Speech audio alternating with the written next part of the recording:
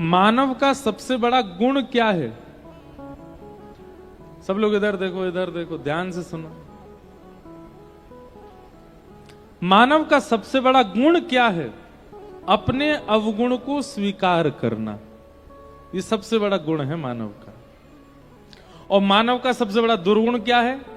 अपने अवगुणों को नजरअंदाज करना, अपने अवगुणों को अस्वीकार करना। ये मानव का सबसे बड़ा अवगुण है। व्यक्ति सब अच्छे ही जन्म लेते हैं संसार में, कोई बुरा बन करके नहीं आता। छोटे छोटे बच्चों को देखो कितने अच्छे लगते हैं। वही बच्चा 20 साल बाद ना जाने क्या क्या कर देता है। तो जब उसकी गलती होती है तो फिर लोग कहते हैं तुझे हमने गोद में खिलाया था, तू हमारी गोद में खेलता था, इतना सौम्य, इतना सरल, इतना सीधा बालक, अब तू ऐसा हो गया। और जब कोई श्रेष्ठ बन जाता है तब भी हम यही कहते हैं इसको भी हमने गोद में खिलाया था। कई लोग हमको ही देख के बोलते हैं।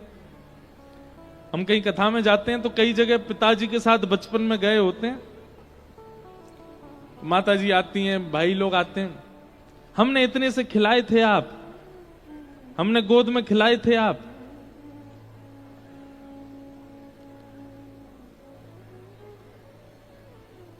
एक बार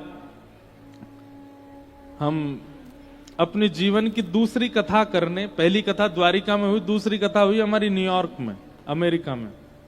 तो जैसे ही वहां गए तो एक माताजी मिली एयरपोर्ट पर ही। जैसे बाहर आने लगा तो एक टॉफी मुझे दिखाने लगी ऐसे। मैं कहूं जय श्री कृष्ण। मैंने कहा जय श्री कृष्ण। नहीं पहचाने मुझे? मैंने कहा नहीं, आप 4 साल के थे तब आए थे अपने माता पिता के साथ, ये टॉफी मैं ऐसे दिखाती थी, दौड़ के आते थे मेरे पास। मैंने कहा अब कैसे दौड़ के आऊं मैया? और मैंने कहा तब दौड़ के आया तो गोद में ले लिया था, अब ले लोगी आप? और फिर वो 7 दिन तक उन्होंने कथा नहीं सुनी। जितने श्रोता आते थे सबको यही बताती थी, मैं ऐसे करती थी टॉफी, ये दौड़ के आते थे मेरे पास। कहने का अभिप्राय क्या है? आपका बाल्यकाल जो होता है ना, वो इतना सुंदर होता है, इतना सुधरा हुआ होता है, इतना सौम्य होता है कि बड़े होकर के भले ही आप श्रेष्ठ बनो, भले ही आप पापी बन जाओ, लोग आपके बाल्यकाल को याद करके आपको स्मरण कराते हैं कि आप ऐसे थे बचपन में। इसका मतलब क्या है कि बुरा कोई जन्म नहीं लेता, सब अच्छे ही जन्म लेते हैं। लेकिन स्पष्ट मान लीजिएगा बात को, जो व्यक्ति अपने अवगुणों को नजरअंदाज करता हुआ चला जाता है वही राक्षस बन जाता है। और जिस व्यक्ति को अपने अवगुण पता चलते हैं और उन अवगुणों पर कर्म करता है वही संत बनता चला जाता है, वही साधु बन जाता है, वही महात्मा बन जाता है, वही श्रेष्ठ। अच्छा, साधु संत महात्मा कहने से आप कृपा करके कोई भगवाधारी को मत सोचिएगा। कई नेताओं के रूप में भी साधु होते हैं, कई इंजीनियर बनकर के भी साधु होते हैं। साधु का मतलब भार का वस्त्र नहीं होता, हृदय का भाव होता है। हृदय का भाव साधु होता है, हृदय का भाव संत होता है। ऐसे कितने लोगों को सदगृहस्थ हैं, जीन्स पहनते हैं पर साधु हैं। क्यों? हृदय से साधु। अभी हम जहां से कथा करके आए मध्य प्रदेश, क्योंकि प्रशंसा की बात है इसलिए हम कर रहे हैं, वहां के विधायक जी ने कथा कराई। आप सत्य मानेंगे, और वो नाबाद ना जाने कब से जीत रहे हैं, लेकिन उनको देख करके, उनके साथ बैठ के, उनके साथ बातचीत करके लगता ही नहीं था कि ये विधायक हैं और 2008 से लगातार जीत रहे हैं। क्यों? साधु स्वरूप, साधु जैसी बोली, साधु जैसा विचार, साधु जैसा स्वभाव। साधु का नियम कैसा होता है? वो दीन रहता है, वो सबको श्रेष्ठ मानता है अपने से ज्यादा, वो सबकी भलाई चाहता है, सबका भला चाहता है, सबका अच्छा चाहता है। ऐसा व्यक्ति का व्यक्तित्व बताता है कि उसने बचपन से अपने अवगुणों पर काम किया है। जो व्यक्ति अपने अवगुणों को नजरअंदाज करता वही एक दिन राक्षस रूप धारण करता है, वही एक दिन उसके परिवार वाले दूर होने लगते हैं, उसके मित्र दूर होने लगते हैं, उसके सखा संबंधी दूर होने लगते हैं। आजकल तो पत्नियां भी दूर हो जाती हैं, बच्चे भी दूर हो जाते हैं। क्यों? क्योंकि व्यक्ति अपने अवगुणों को नजरअंदाज करते करते करते करते करते करते राक्षसत्व को प्राप्त कर लेता है। बाल्यकाल सबका अच्छा होता है, पर जैसे जैसे हम बड़े होते हैं अवगुण और गुण इनकी मात्रा बढ़ने लगती है। फिर अवगुण को अस्वीकार और गुणों को स्वीकार की इच्छा प्रकट होती है, हमारा बिगड़ना प्रारंभ हो जाता है। करना क्या है? अवगुणों को स्वीकार करो, उन पर दृष्टि डालो और गुणों को नजरअंदाज करो, ताकि आप संभले रहो, सवरे रहो, सुरक्षित रहो। हमारी बात को चिंतन कीजिएगा घर जाके। तो व्यक्ति का सबसे बड़ा गुण क्या है? अपने अवगुणों को स्वीकार करना। और व्यक्ति का सबसे बड़ा दुर्गुण क्या है? अपने अवगुणों को अस्वीकार करना।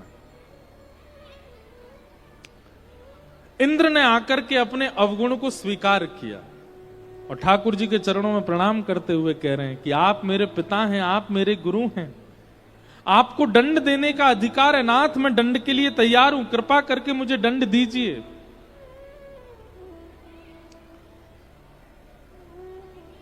भगवान ने इंद्र को कहा कोई दंड नहीं है, केवल अपने अभिमान में मत आया करो अपनी पदवी के। तुम इंद्र हो, इस बात का कभी अहम मत किया करो। बस यही तुमको हम कहना चाहते हैं, निस्वार्थ भाव से, निष्कलंक भाव से और अभिमान स्वाभिमान से विमुक्त होकर के, दीन बन करके अपनी पदवी का पालन करो, जाओ। और इंद्र को भगवान ने क्षमा कर दिया। गोवर्धन लीला विश्राम हुई। सब ब्रजवासियों ने ठाकुर जी को अपनी गोद में उठा लिया, सब नाचने लगे, आनंद करने लगे।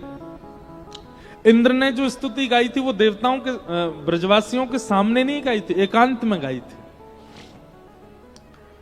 गायों ने भगवान का नाम रखा गोविंद। ये गोविंद नामकरण ठाकुर जी का गायों के द्वारा किया गया। एकादशी व्रत की महिमा बताई गई। जिस प्रकार देखो, प्रेम का एक स्वरूप होता है कि आप अपने प्रेमी के लिए कुछ त्यागते हो तो आप प्रेमी माने जाते हो। बहुत ध्यान से सुनिएगा सब लोग, इधर देखिए। आप अपने प्रेमी के लिए कुछ त्यागते हो तो आप प्रेमी माने जाते हो। और क्षमा कीजिएगा, जहां आप कुछ नहीं त्यागते, आप पहले ही अपनी पत्नी को बोल देते हो मेरा तो ऐसा नियम है, मैं तो ऐसे रहता हूं, ये खाता हूं, वो खाता हूं, यहां जाता हूं, वहां जाता हूं, ये करता हूं, वो करता हूं, ऐसा है ऐसा है ऐसा है, तुम देख लो, तुम रह सको तो। पत्नी कहे मुझे सब मंजूर है, पर एक दो चीजें इसमें से देख लो, आप ठीक कर सको। नहीं नहीं नहीं, ये तो ऐसे ही रहेंगे। प्रेम नहीं होता है, फिर कॉम्प्रोमाइज होता है, फिर वो प्रेम नहीं है। प्रेम में तो कुछ त्याग पत्नी करती है, कुछ त्याग पति करता है, तभी तो प्रेम होता है। ठीक वैसे ही त्याग से ही प्रेम का प्रारंभ है।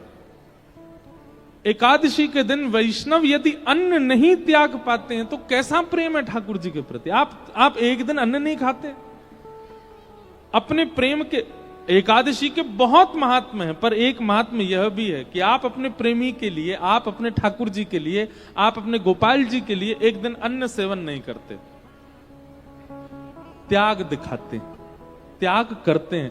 और त्याग, एक और बात, मैंने एक शब्द बोला दिखाते हैं, दिखाते नहीं, दिखा करके नहीं करना है, बता करके नहीं करना है, शोर करके नहीं करना। त्याग तो कर दिया जाता, पता भी नहीं चलता सामने वाले को।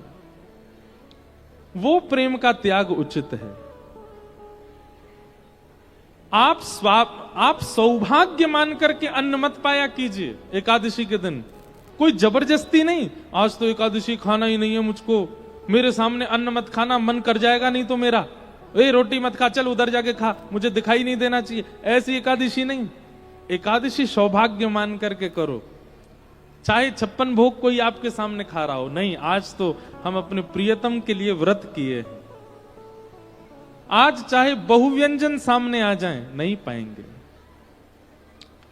करवा चौथ का व्रत एक पत्नी सौभाग्य मान करके करे तो उसका लाभ है, केवल एक रिचुअल मान करके, एक परंपरा मान करके करे उसका कोई लाभ नहीं।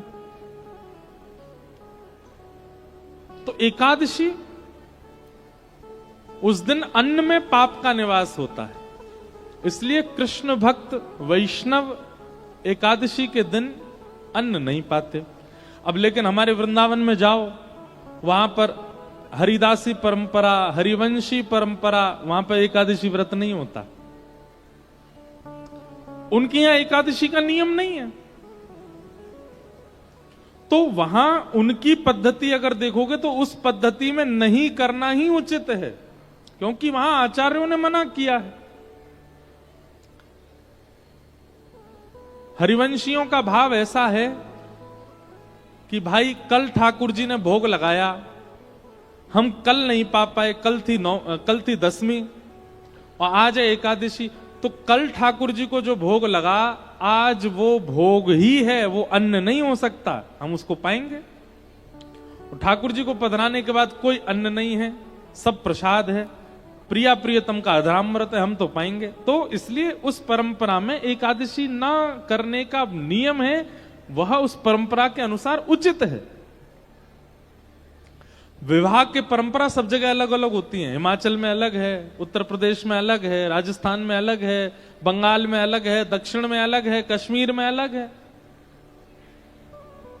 परंपरा पद्धति अलग हो सकती है, पर है तो विवाह। ठीक वैसे ही कहीं कहीं एकादशी का नियम नहीं है, लेकिन आपको अपनी परंपरा देखनी, हम किस परंपरा से, उसमें एकादशी है तो हमें करना है। कई स्कूल होते हैं वहां पे यूनिफॉर्म होती है, कई स्कूल होते हैं वहां यूनिफॉर्म नहीं होती, बच्चे घर के कपड़ों में आते हैं। तो सब स्कूलों का अपना अपना नियम है, पढ़ाई तो हो रही है ना। ठीक उसी प्रकार एकादशी करना एक वैदिक नियम है, लेकिन अगर आप किसी परंपरा से हैं, जैसे कि हरिदास परंपरा से, जैसे कि हरिवंश परंपरा से, उस परंपरा में अगर आप व्रत नहीं करते हो तो कोई दिक्कत नहीं। आज तो बहुत ही हल्ला कर रहे हैं पीछे वाले, कोई उनको कह दो भैया ने शांति हो जाए तो हम धीमे धीमे कथा सुना दें। हमको बहुत शांति प्रिय लगे तो फिर और अच्छे भाव आते हैं। कोई पीछे वाले हो तो कह देना, और कोई बोल रहा हो तो आप अगल बगल में ही कह दो भैया ने शांत है जाओ। ऊपर वाले भी पीछे जा जाके बोल रहे हो भैया शांति से बैठो सब। तो अब जैसे जगन्नाथपुरी में भी एकादशी नहीं होती, वहां एकादशी का भाव अलग है। जगन्नाथपुरी में एकादशी क्यों नहीं होती सुनो। जगन्नाथपुरी में अगर आप होटल में खा रहे हो, जगन्नाथपुरी में बाहर रेस्टोरेंट में खा रहे हो एकादशी के दिन, तो पाप लगेगा आपको। लेकिन जगन्नाथपुरी में अगर एकादशी वाले दिन मंदिर का महाप्रसाद अगर आप पा रहे हो तो कोई दोष नहीं है। क्यों? क्योंकि श्री जगन्नाथपुरी में ऐसी भावना है कि श्री क्षेत्र में रसोई जो है वो लक्ष्मी ही बनाती है, वहां कोई मानव लक्ष्मी सिद्ध नहीं करता। श्री क्षेत्र जगन्नाथपुरी में रसोई लक्ष्मी ही बनाती हैं, और लक्ष्मी के हाथों बना गया जो प्रसाद है उसमें कभी पाप निवास नहीं कर सकता। इसलिए एकादशी के दिन वहां पर कोई पाप नहीं। बल्कि ऐसा कहते हैं कि अगर एकादशी के दिन आप जगन्नाथपुरी में हो तो और दिन से ज्यादा पाओ, आकंठ पाओ। अब दूसरी बात, चाहे हरिवंश परंपरा हो, चाहे हरिदास परंपरा हो, चाहे हमारे जगन्नाथपुरी की परंपरा हो, इन तीनों परंपराओं में एकादशी के दिन आप चावल खा रहे हैं, आप दाल खा रहे हैं, आप अन्न खा रहे हैं, ऐसी भावना अगर चित्त में रखोगे तो अपराध लगेगा। आप प्रसाद पा रहे हो तो अपराध नहीं लगेगा। उसके प्रति अन्न की बुद्धि नहीं होनी चाहिए। समझ रहे हैं बात को? चावल के प्रति अन्न की बुद्धि नहीं। अब यहां पर पास में ज्वालामुखी देवी हैं, दर्शन किए सबने? आपके तो यहीं की हैं तो करते ही होंगे, हम तो कभी कभी करते हैं। इस बार तो नहीं जा पाए, इस बार तो बगुलामुखी गए, कांगड़ा गए, हमारी कुल देवी को प्रणाम करने गए, चिंतपूर्णी ज्वाला जी नहीं गए, नहीं तो हर बार जाते हैं। अब ज्वाला मुखी मंदिर में ज्वाला प्रकट होती है, उसको कोई अग्नि नहीं मानता, उसको सब देवी मानते हैं।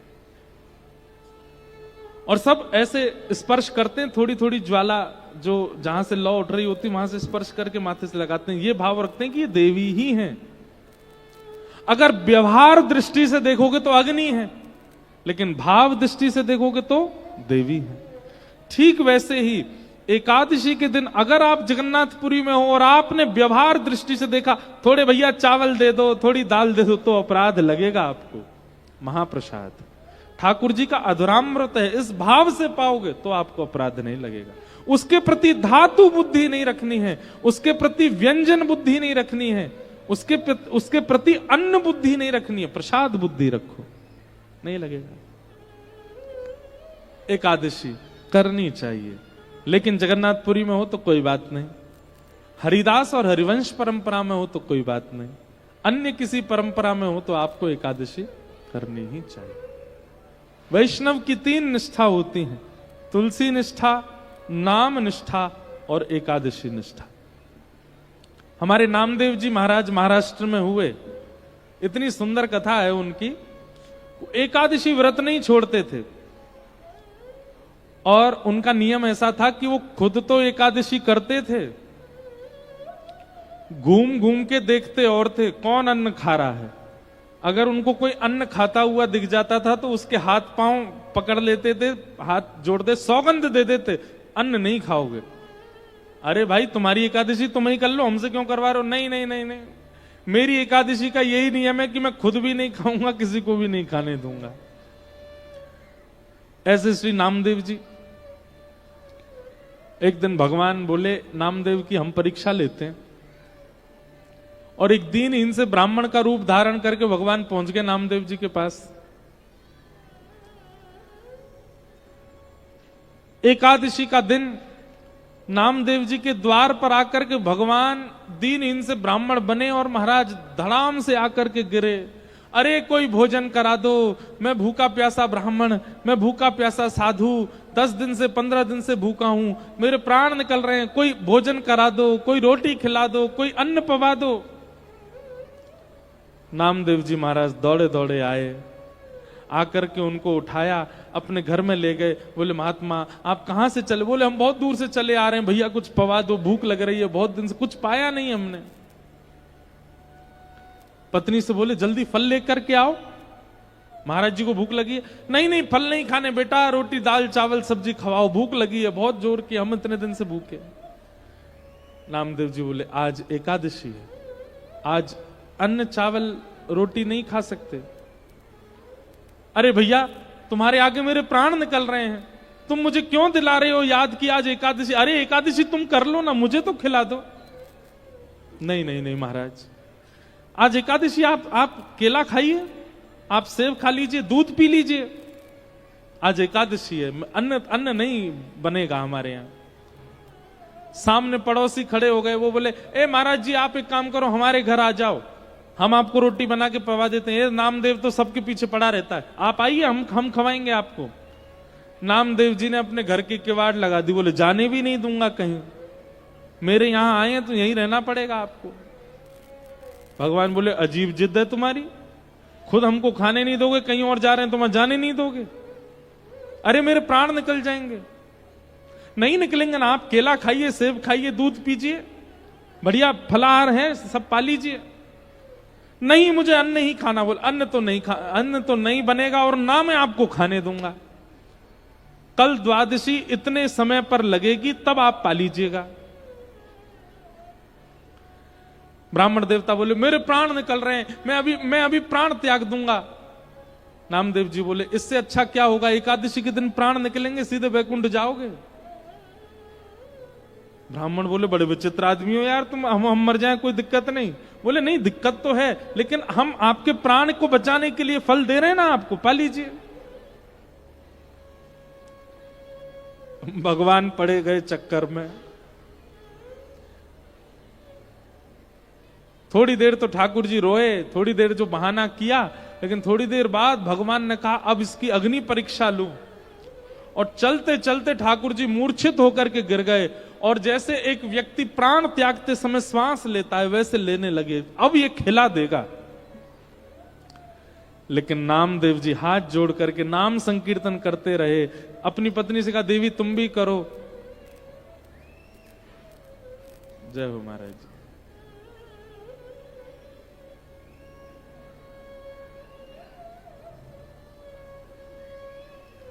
तुम भी करो, विराज जाओ महाराज जी। नाम संकीर्तन करने लगे, सब अड़ोसी पड़ोसी चिल्लाने लगे, अरे नामा तेरे यहां आज संत प्राण त्याग देंगे, अरे कम से कम कुछ खिला दे। इतनी बड़ी एकादशी हो गई कि कोई व्यक्ति प्राण त्याग रहा है तो उसके सामने एकादशी को श्रेष्ठ मानता है। नामदेव जी ने किसी की नहीं सुनी, फल रख दिए, दूध रख दिया आगे, और ठाकुर जी एक ब्राह्मण के रूप में ऐसे घुर घुर आवाज उनके कंठ से आने लगी जैसे प्राण त्याग रहे हैं, और नामदेव जी संकीर्तन करने लगे, और देखते ही देखते प्राण चले गए। जैसे ही प्राण गए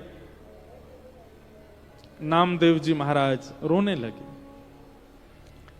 और रोते हुए बोले देवी आज हमारी एक निष्ठा की वजह से, हमारे एक नियम की वजह से संत के प्राण गए हैं, अब इनका अग्नि संस्कार हम करेंगे, और अग्नि में हम परिवार सहित सती हो जाएंगे। जैसे एक सती नारी हो जाती है वैसे हम भी पूरा परिवार इनके साथ ही प्रस्थान कर जाएंगे।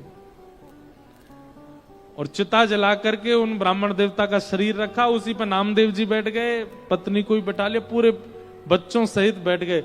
जैसे ही चिता में अग्नि लगाई, ब्राह्मण के रूप में साक्षात शंख चक्र गदा पद्मधारी श्रीमन नारायण प्रकट हो गए।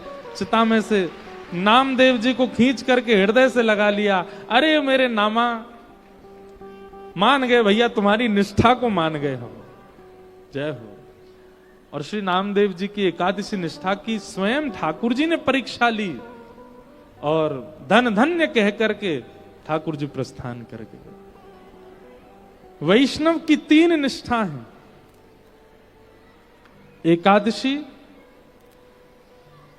नाम निष्ठा, एकादशी निष्ठा और तुलसी निष्ठा। इन 3 निष्ठाओं का पालन करे वैष्णव। एकादशी व्रत का महत्व बताया गया। आगे रास पंचाध्याय प्रारंभ होता है कि भगवान पिता रात्रि शरदो फुल्ल मल्लिका विक्षरन्तुं मनश्चक्रे योग मायामुपाश्रित।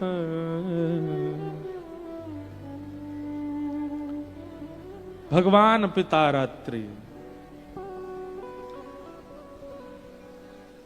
रास, मैं कहा करता हूं रस और रास ये 2 शब्द हैं।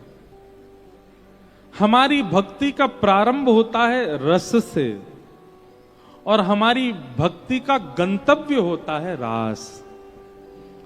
सब लोग इधर देखिए, सावधानी से सुनिएगा। आपने तिलक लगाना शुरू किया, कंठी पहननी शुरू की, नाम जप करना शुरू किया, कथा सुनना शुरू किया, वृंदावन जाना प्रारंभ किया, ये रस है। ये प्रारंभिक स्थिति, इसी को रस कहते हैं। आप नित्य अपने ठाकुर जी की सेवा करते हो, गुरुदेव को प्रणाम करते हो, प्रवचन सुनते हो, तिलक लगाते हो, एकादशी करते हो, नाम जप करते हो, ये सब रस है। मतलब आप प्रयास कर रहे हो ठाकुर जी की प्राप्ति का, ये रस है। लेकिन ठाकुर जी प्रयास करें आपकी प्राप्ति का, वो रास है, वो रास है।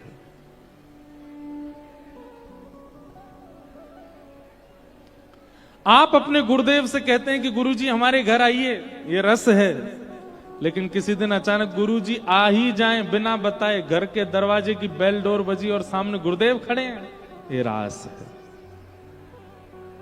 जहां आप प्रयास करते हैं अपने प्रियतम की प्राप्ति का, वो रस है, पर आपका प्रियतम सहज होकर के स्वयं आ जाता है आपके सन्मुख, वो रास है।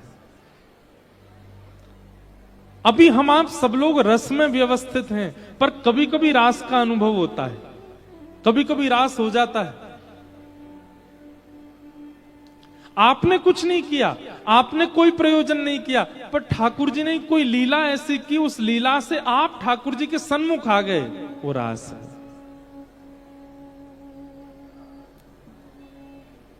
अगर आपको रास का अनुभव नहीं होता है, हमारी बात पता नहीं आप लोग समझें कि नहीं कि रास कहते किसको है, रास का अनुभव अगर आपको नहीं हुआ है तो इसका मतलब आप रस में कोई कमी कर रहे हो।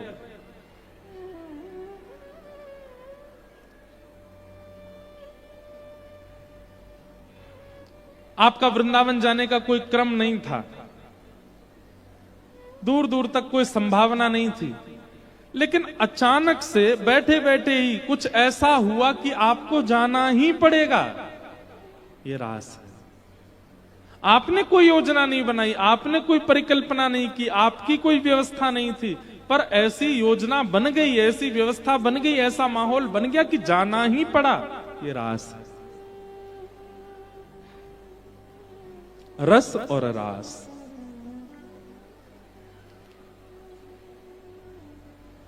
ये दो बातें। तो रस से प्रारंभ होता है, रास तक की स्थिति को भक्ति का गंतव्य कहते हैं। तो हम सबसे यही निवेदन करते हैं कि कथा क्यों सुननी है, गुरु आज्ञा का पालन क्यों करना है, भक्ति मार्ग में क्यों आना है, भक्ति पथ पर क्यों चलना है, ताकि एक दिन रास का अनुभव हो। मैं कुछ ना करूं, ठाकुर जी योजना बना दें सारी। मीराबाई के साथ रास हुआ, मीराबाई योजना नहीं बनाती थी, ठाकुर जी ही अपने आप ऊपर से ऊपर योजना। अब देखो, मीराबाई कोई भक्ति के मार्ग में नहीं थी। एक दिन बस एक बारात जा रही थी मेड़ता में, और बारात देख करके छोटी सी मीरा ने अपनी मां से कहा, मां ये कौन है, ये इतने सारे लोग नाच क्यों रहे हैं, और ये पीछे घोड़े पर बैठ करके ये कौन जा रहा है। तब मां ने बताया, बोली ये बारात है, और ये दूल्हा पे जो ये घोड़ी पर जो बैठा है ये दूल्हा है, ये एक कन्या से विवाह करने जा रहा है, और विवाह करके फिर हमेशा के लिए कन्या को अपने घर ले जाएगा। मीरा बोली, विवाह कन्या का होता है। मीरा की मां बोली, हाँ कन्या का होता है, मैं भी तो कन्या हूं, मेरा भी ब्याह होगा। बोला, हाँ तेरा भी ब्याह होगा। अब तो मीरा इतनी सोच में चली गई, मेरा दुल्हा कौन होगा, मेरे दुल्हा कौन है, मेरे लिए बारात लेकर के ऐसे दुल्हा बन करके सेहरा पहन करके घोड़ी पर बैठ के कौन आएगा। मां कहने लगी, अभी कोई उम्र है तेरी पूछने की, चल मीरा अपने काम कर। नहीं, अब तो बालक की भांति पीछे पड़ गई, बताओ ना मेरे दुल्हा कौन है, मेरे दुल्हा कौन है, मेरे बींद कौन है, मेरी बारात लेके कौन आएगा, मुझे लेकर के कौन जाएगा, सेहरा पहन के कौन आएगा। उठते बैठते चलते फिरते सोते हर समय मीरा यही पूछती रहती, मेरे दुल्हा कौन है, मेरे दुल्हा कौन है। छोटी सी मीरा, जैसे कभी कभी माता पिता परेशान हो जाते हैं तो बच्चे से कंटक छुड़ाने के लिए कुछ कह देते हैं, ऐसे ही मीरा की मां ने बोल दिया। ये बैठे हैं मुरली हाथ में लेकर के, मोर पिछ लगा करके तेरे कक्ष में जो बैठे हैं गिरधर, यही है तेरे बींद, यही है तेरे प्रियतम, यही है तेरे दुल्हा, यही लेके आएंगे बारात। ये रास हुआ। मीरा ने कुछ नहीं किया, ठाकुर जी ने ही मीराबाई की मां के मुख से स्वयं उच्चारण करवा दिया कि ये तेरे प्रियतम है। और मीराबाई एक बाल बुद्धि, एक छोटी बालिका, विश्वास कर लिया मां की बात पर। अब तो उसकी दृष्टि बदल गई। अब वो जब जब देखती हैं तब ठाकुर जी से कहती हैं, जब आप आओगे तो ऐसा वाला सेहरा पहन के आना, जब आप आओगे ऐसी घोड़ी पर बैठ के आना। मैंने सुना है आपके मित्र हैं महादेव, उनको भी ले आना बारात में। मैंने सुना है ब्रह्मा जी भी आपके मित्र, उनको भी लेके आना। सुनो, ऐसी बात करती है एकांत में। इंद्रादि देवताओं को भी संग लेकर के आना। हमारे पिताजी राजा हैं, बहुत अच्छी व्यवस्था करेंगे सबकी। अपने अपने चित्त से ठाकुर जी को प्रियतम मान लिया। ये रास हुआ मीरा के साथ।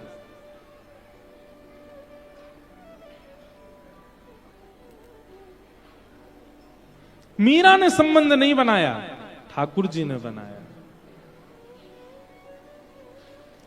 हम लोग रस में स्थित हैं, हमारी भजन की स्थिति रास में पहुंचे, उसके लिए कथा सुन रहे हैं।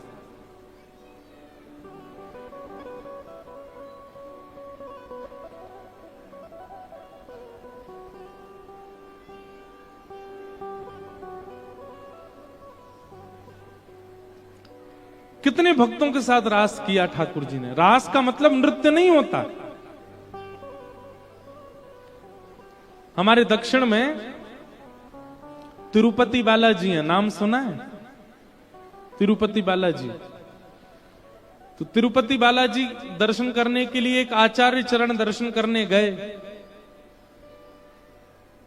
जेठ के महीना में गए, बहुत गर्मी, और गर्मी में भी पहाड़ जो होते हैं वो और ज्यादा तपते हैं। पहाड़ पर हैं तिरुपति बालाजी, नारायण भगवान का मंदिर है।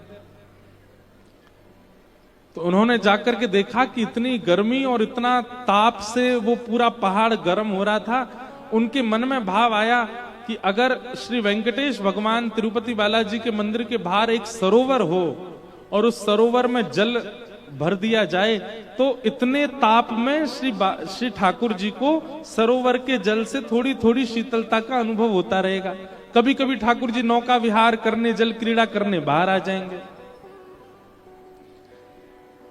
अब आचार्य चरण, उस समय इतने लोग तो थे नहीं, स्वयं गए और जाकर के फावड़ा उठा करके एक स्थान को खोदने लगे। उनके साथ में उनकी पत्नी थी।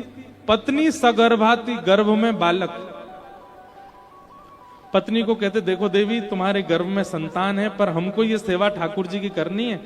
मिट्टी निकालते और एक परात में भरते, पत्नी के सिर पर रखते, बोले धीरे धीरे जाओ, दूर वहां फेंक करके आना। एक दिन आज हो गया, अब महीना, 2 महीना, साल, जब तक हो, बालक का जन्म भी यहीं हो जाए, ये सेवा करके जानी है ठाकुर जी के लिए, सरोवर बना के जाना है। 1 दिन, 2 दिन, 3 दिन, 4 दिन बीत गए। भीतर बैठे हुए ठाकुर जी को दया आने लगी। किन पर? उनकी पत्नी पर।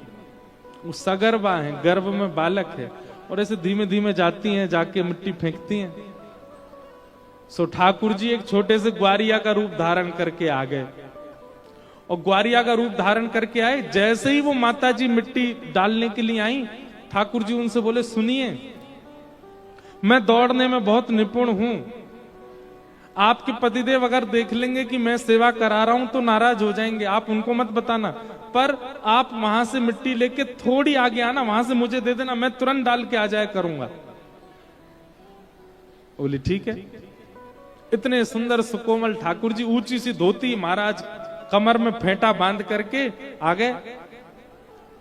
अब वो महापुरुष मिट्टी खोदें, एक परात में डालें, पत्नी को दें, पत्नी नेक आगे जाए, सोई ठाकुर जी दौड़ के आमे लाइए, और सिर पर धर करके तुरंत दौड़ के जामे, डाल करके परात ला के उनको दे दें। अब यहां वो महापुरुष 2-3 परात मिट्टी भरते थे, लेकिन आज एक ही भरने लगे। इतने में तो पत्नी आ गई। उनका, देवी तुम दौड़ के जाती हो क्या? नहीं नहीं, दौड़ के तो नहीं जाती। तो यहीं फेंक देती हो क्या? बोले नहीं नहीं। क्या बात है, सही बताओ, इतनी जल्दी मिट्टी कहां फेंक के आई हो? तब उन्होंने बताया, बोले कि महाराज, एक छोटा सा बालक है, वो आता है दौड़ करके, मेरे हाथ से परात लेके भाग के फेंक के तुरंत आ जाता है। छोटा बालक? यहां कहां से वन में आया कोई बालक? बोले पता नहीं, 4-5 दिन से वही सेवा करवा रहा है। अच्छा, हमें दिखाना। आप जैसे ही गए और जाकर के परात लेकर के जाने, तुरंत आगे से दौड़ते हुए आते देखा वो आचार्य चरण इतने ज्ञानी थे, इतने भक्त थे, देखते ही रूप माधुरी देखते ही पहचान गई ये तो कोई और नहीं, साक्षात ठाकुर जी हैं। आपको पीड़ा ना हो इसलिए आपकी सहायता कर रहे हैं। इसे कहते हैं रास। ये रास है। हमने रस का अनुभव कर लिया, पर हमको रास का अनुभव करना है। ठाकुर जी हमारे साथ भी कोई लीला करें, कुछ अनुभव कराया करें, कुछ अनुभूतियां कराया करें।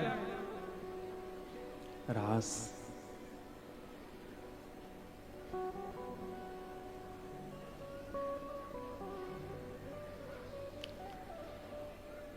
तो रस तो है, पर रास भी हो।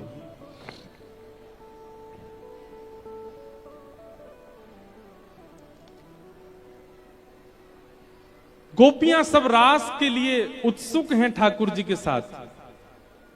रास का मतलब नृत्य नहीं है, रास का मतलब प्रायोरिटी देना।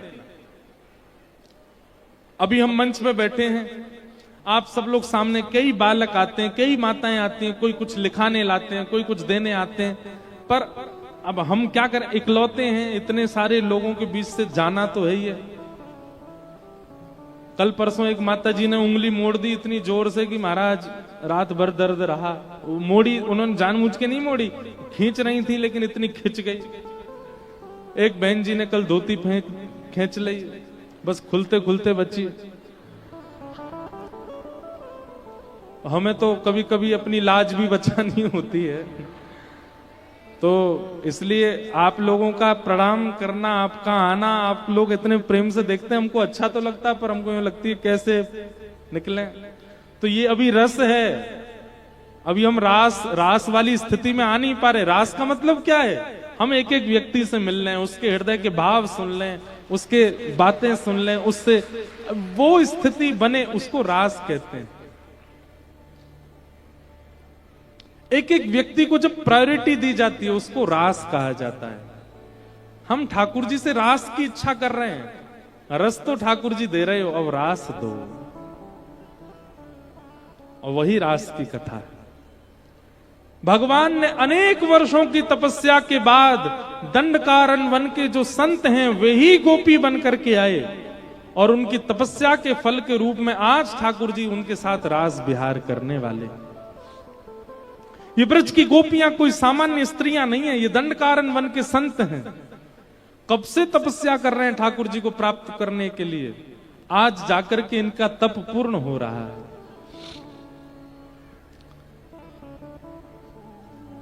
भगवान ने पहले ही कह दिया था शरद पूर्णिमा की रात्रि को हम रास विहार करेंगे। एक बात बताएं, शरद पूर्णिमा ही क्यों चुनी ठाकुर जी ने? इधर देखो, इधर देखो, इधर देखो। शरद पूर्णिमा ही क्यों चुनी? क्योंकि पुष्प वाटिका में राम जी ने जो सीता जी का प्रथम दर्शन किया था उस दिन शरद पूर्णिमा ही थी। और प्रथम दर्शन श्री जानकी जी का जिस दिन हुआ उसी दिवस को कृष्णावतार में पुनः याद करने के लिए, उसी दिवस को पुनः स्मरण करने के लिए, उस दिवस को पूरे संसार को प्रेम दिवस के रूप में प्रदान करने के लिए ठाकुर जी ने रास विहार किया। हमारी सीता जी से पहला मिलन राम जी का शरद पूर्णिमा को ही हुआ था, जब वशिष्ठ जी के साथ में दोनों राम लक्ष्मण गए थे जनकपुर और पुष्प वाटिका में भ्रमण कर रहे थे, उस दिन शरद पूर्णिमा ही थी। इसीलिए ठाकुर जी ने कृष्णावतार में गोपियों के, अच्छा उसमें देखो एक भाव आता है, रामावतार में ठाकुर जी एक पत्नी व्रती हैं। राम जी के रूप को देख करके सीता जी और सीता जी के संग आई हुई जितनी भी सखियां थीं, वास्तव में तो सबने ही राम जी को पति रूप में देख लिया था वहीं पर ही। राम जी तो सब जानते हैं, राम जी ने जैसे ही देखा बोले अरे राम राम राम जी क्या होगा, हम मर्यादा पुरुषोत्तम हैं, ये तो सब हमको पति रूप में देख रही हैं। तब राम जी ने मनी मन सभी सखियों के चित्त में ये आदेश किया, आप चिंता ना करें, अभी तो हम मर्यादा पुरुषोत्तम हैं, हम केवल जानकी जी का वर्ण करेंगे, पर द्वापर में हम लीला पुरुषोत्तम बनकर के आएंगे। और हम वचन देते हैं, आप सब सखियां, सीता जी हमारी जो हैं, यही जानकी जी ही किशोरी जी के रूप में आएंगी और इनकी सब सखियां गोपियों के रूप में आप आओगी। और आपके साथ साथ दंडकारण्य वन के संत भी सब गोपी बन करके आएंगे। और तब हम लीला पुरुषोत्तम कृष्ण रूप धारण करके आएंगे। और जो सुख श्री सीता जी को आज प्राप्त हो रहा है, वो सुख हम आप सबको प्रदान करेंगे इसी तिथि को, शरद पूर्णिमा को। इसलिए ठाकुर जी ने शरद पूर्णिमा को चुना। बहुत भाव है। अब यहां एक भाव और आता है कि जड़ चेतन सब ठाकुर जी को मानते हैं, केवल मानव ही ठाकुर जी को प्रियतम मानता है, नहीं। भागवत जी में वेणु गीत में वर्णन है कि जब श्याम सुंदर चलते हैं ना, श्री राम कृष्ण स्पर्श प्रमोद, ठाकुर जी के चरण के स्पर्श से गिरिराज जी में सुंदर सुंदर वृक्ष प्रकट होने लग जाते हैं, सुंदर सुंदर पुष्प प्रकट होने लग जाते हैं।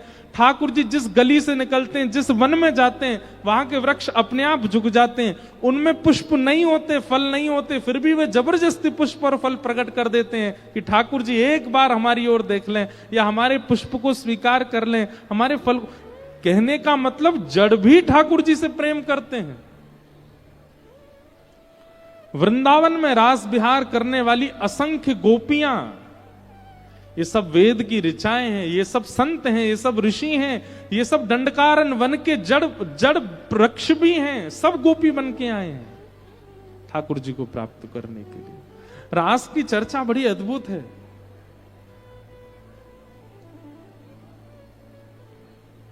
भगवान ने सब गोपियों को आश्वासन दिया कि हम शरद पूर्णिमा को रास करेंगे।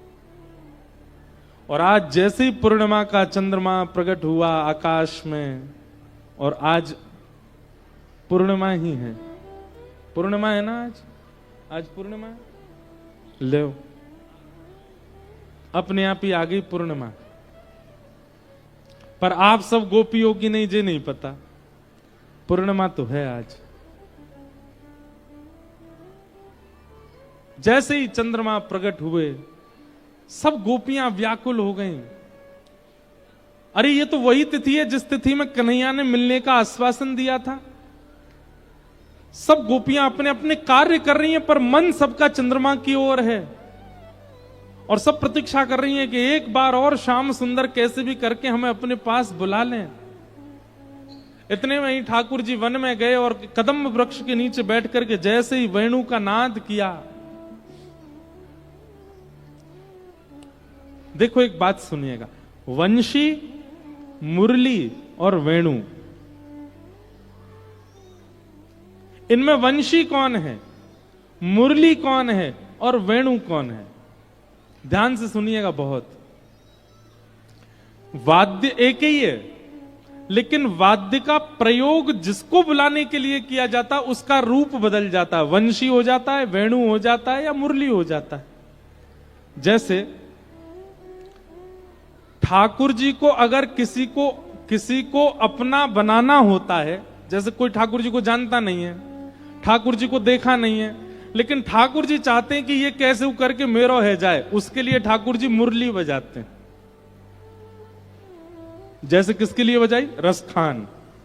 रसखान को क्या मतलब? उसका कुल खानदान परिवार दूर दूर तक ठाकुर जी से कोई संबंध नहीं, लेकिन ठाकुर जी ने उसके लिए मुरली बजाई। जो रसखान दूसरे समाज के, जिनके कुल खानदान में दूर दूर तक ठाकुर जी की कोई चर्चा नहीं, उनको वृंदावन में बसा दिया ठाकुर जी ने। क्यों? उनको मुरली सुनाई दी। जो मनोहर रूप धारण करके हमारे मन का हरण करे, वो मुरली। ताज बेगम, उनको ठाकुर जी ने मुरली सुनाई। हमारे मदन मोहन जी के परम भक्त श्री काले खां, उनको ठाकुर जी ने मुरली सुनाई। जिनका दूर दूर तक कोई संबंध नहीं ठाकुर जी से, जिनके कुल खानदान में कोई ठाकुर जी का भक्त नहीं, प्रहलाद, उनके लिए ठाकुर जी ने मुरली बजाई। मुरली का मतलब धुन नहीं है, ठाकुर जी की छवि, ठाकुर जी का अनुभव जिस रूप में होता है उसी को मुरली, वेणु और वंशी कहते हैं। अब यहां बैठे इतने लोग हैं, मेरे द्वारा सुनाई गई कथा को आप किस रूप में सुन रहे हो, उससे अनुमान लगेगा कि आप मुरली सुन रहे हो, वंशी सुन रहे हो कि वेणी सुन रहे हो। मेरे द्वारा कही गई कथा आपको कैसी सुनाई दे रही है? कृष्ण नाम के एक देवता हैं, उन्होंने गोपियों के संग रास विहार किया था, वृंदावन में जन्मे थे, कंस को मारने के लिए आए थे। केवल एक सामान्य बाह्य बाह्य परकोटि की बातें आपको समझ आ रही हैं, तो इसका मतलब आप वंशी सुन रहे हो। लेकिन आप बाह्य बाह्य परकोटि की बातें जानते थे, लेकिन यहां बैठकर के आपको अलग अनुभव होने लगा। अब तक आप कृष्ण को देवता मानते थे, पर आप उनको परमात्मा के रूप में देखते हुए अब अपना मानने लगे, तो आप मुरली सुन रहे हो। आपकी सुनने की स्थिति से पता चलता है कि वेणु, मुरली या वंशी क्या सुन रहे। तो मुरली किसके लिए बजती है? जिसको ठाकुर जी को खींचना हो। ये कथा सुन के आज 6वां दिन है, विश्राम दिवस है। आज के बाद जिसके जीवन में परिवर्तन आना शुरू हो जाए, समझ जाना उसने मुरली सुनी थी। अब वंशी, वंशी किसको सुनाई देती है?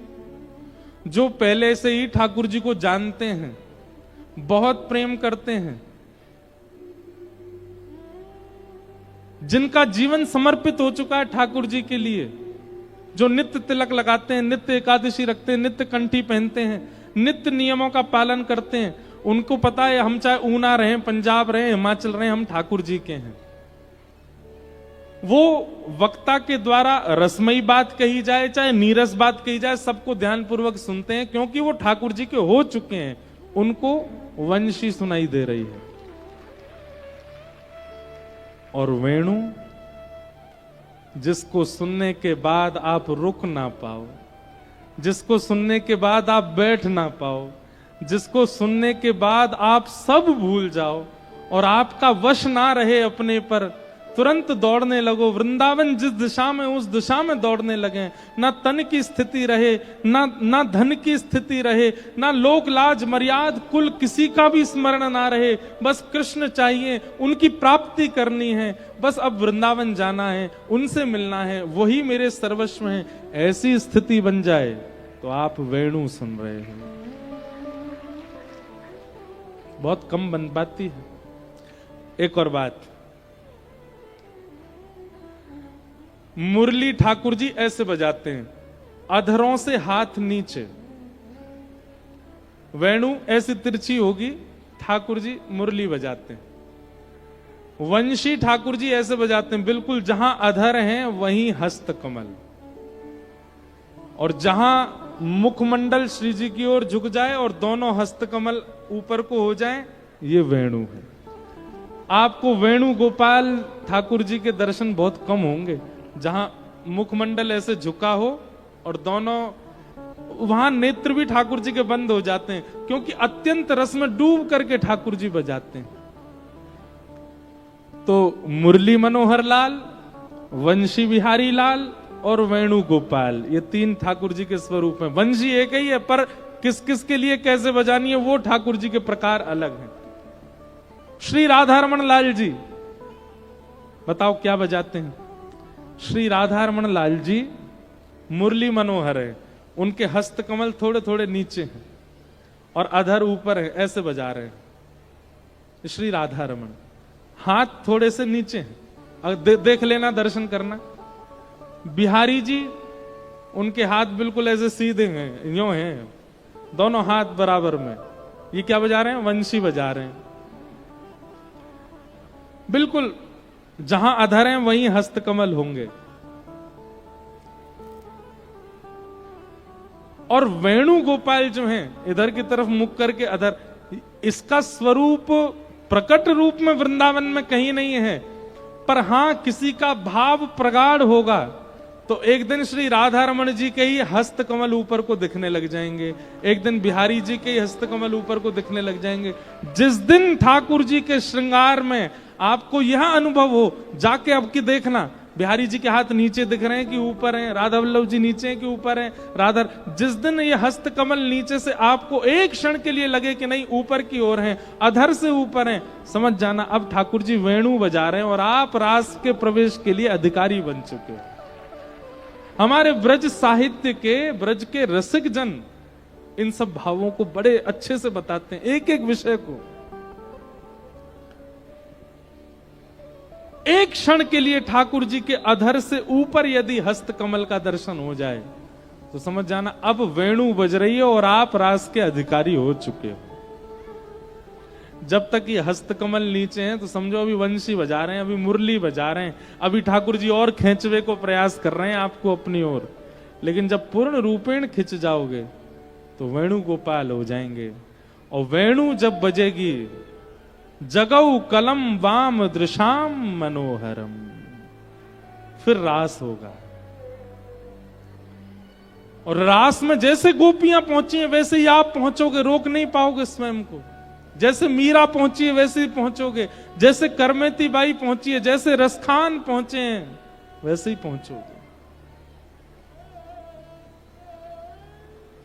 तो यह भी एक नियम है कि मुरली मनोहर ठाकुर जी जिस दिन वेणु गोपाल के रूप में दिख जाएं तब समझो कि आपका भजन सार्थक है, आपका भजन लग रहा है। लेकिन अगर वेणु गोपाल दिख जाएं तो ढिंडोरा मत पीटना। आजकल भक्तों में एक बहुत बड़ी कमी है, तुरंत गा देते हैं सब जगह। कुछ नहीं तो ऊना से 15-20 लोगों को लेके गए और बिहारी जी में जाके पहले से डिसाइड करके देखेंगे हाथ ऊपर है कि नीचे, महाराज जी बोल रहे थे। और कई लोग उनमें से ऐसे कहां दिखे, हमें तो नीचे ही दिखे। एक बोला नहीं मेरे तो बिल्कुल ऊपर थे, यहां थे, मैं वेणु सुन ली मैंने, अब तो मैं राज में जाऊंगी सीधी। बाकी सब निराश हो गए बेचारे, बोले हमको तो नीचे ही दिखे थे। ऐसा मत करना, प्रदर्शन नहीं। अगर अनुभव हो जाए तुरंत चुप हो जाना, गोपनीय रख लेना अपने चित्त में, अब बोलना ही नहीं है किसी को। मुझे वेणु गोपाल के दर्शन हो चुके हैं। वेणु गोपाल मतलब रास बिहारी, और रास बिहारी ठाकुर जी के दर्शन गोपी को ही होंगे, सबको नहीं।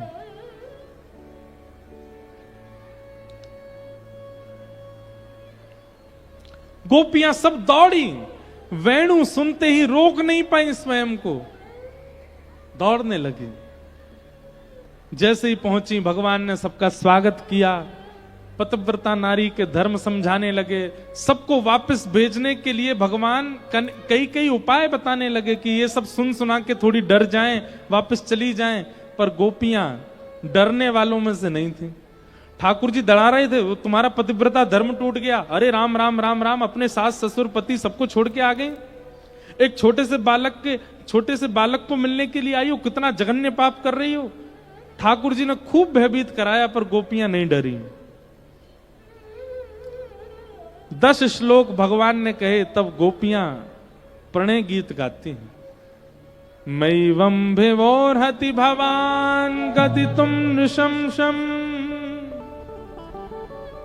संत्यज्य सर्व विषयांस्तव पादमूलम भक्ता भजस्व दुर्वग्रह मात्यजास्मान देवो यथादि पुरुषो भजते मुमुक्षु। हे नाथ, बहुत सुंदर है प्रणय गीत। कभी वृंदावन में, और वैसे तो अब समय नहीं मिल पाता है, लेकिन कभी अकिंचन सत्र एक करेंगे और उसमें वेणु गीत, ये प्रणय गीत, बहुत अंतरंग चर्चा है, सबके समझ में आने वाली बातें नहीं है।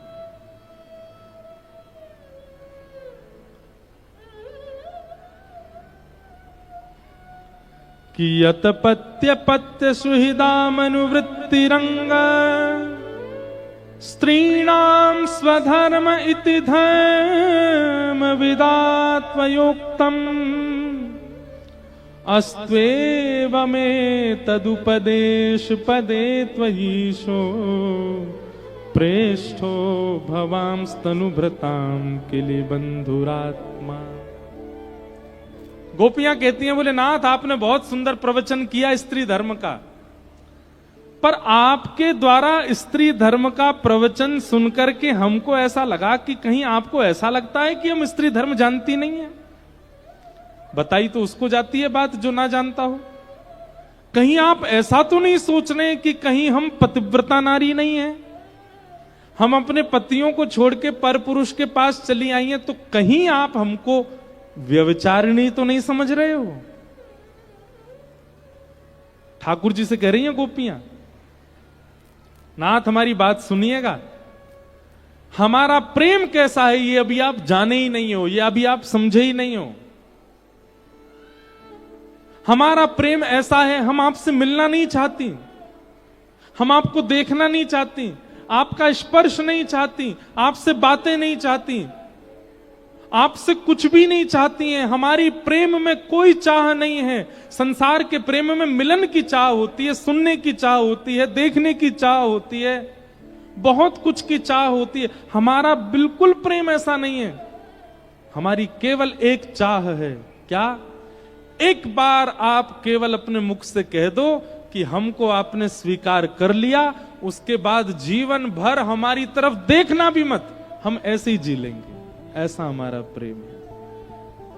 हम बस चाहती हैं सुनना कि आपने हमको स्वीकार कर लिया है, आप हमें अपना चुके हो, आप हमारे प्रेम को स्वीकार कर चुके हो। बस ये कह दीजिए, और ये कहने के बाद आप जीवन भर के लिए हमें अकेला छोड़ दीजिए।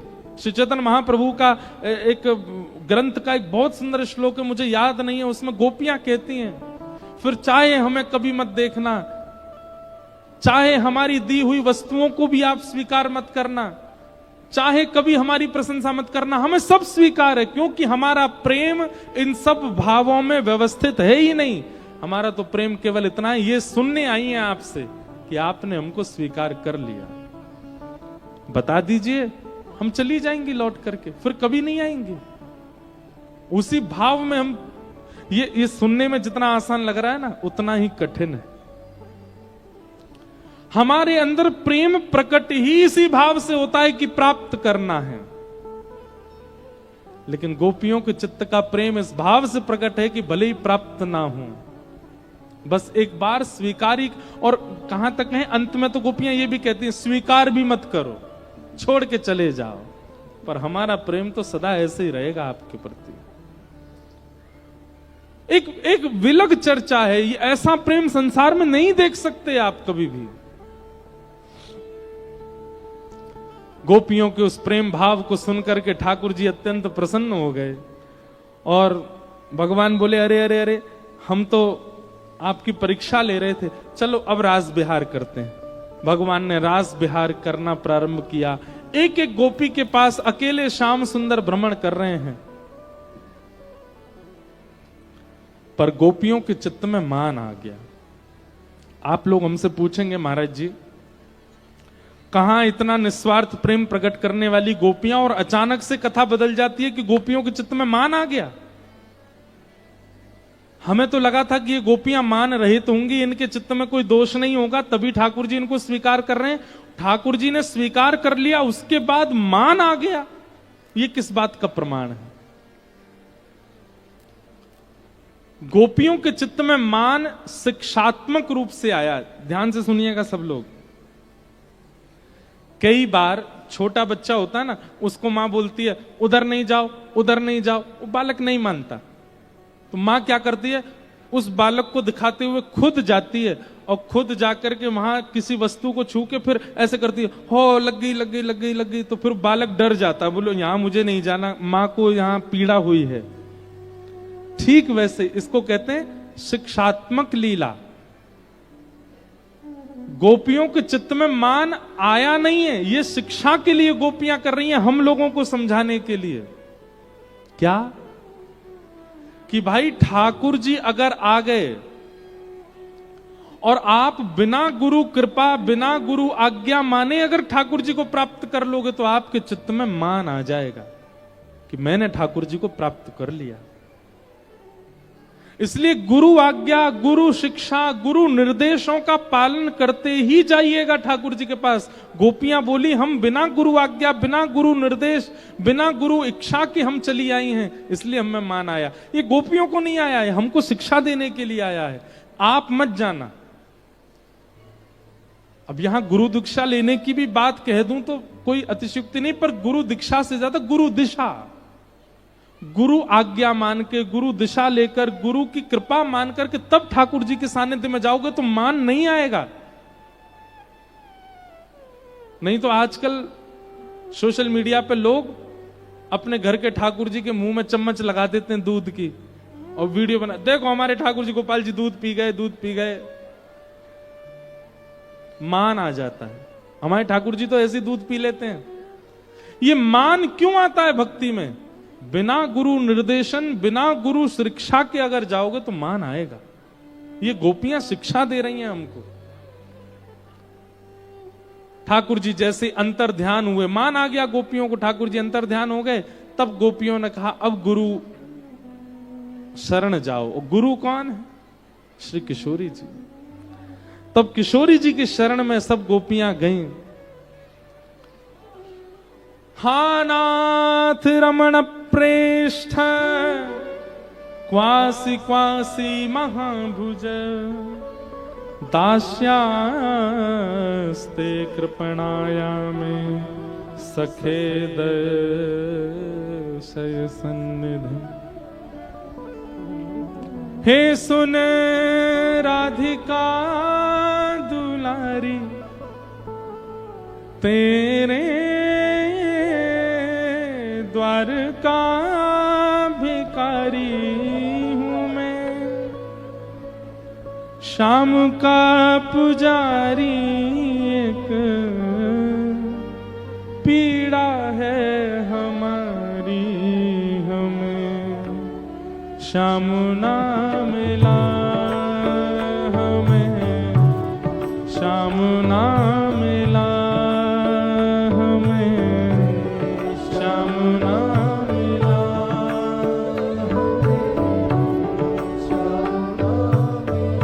सब गोपियां गा रही हैं, हम भी किशोरी जी का स्मरण करते हुए उनके चरणों में निवेदन करें।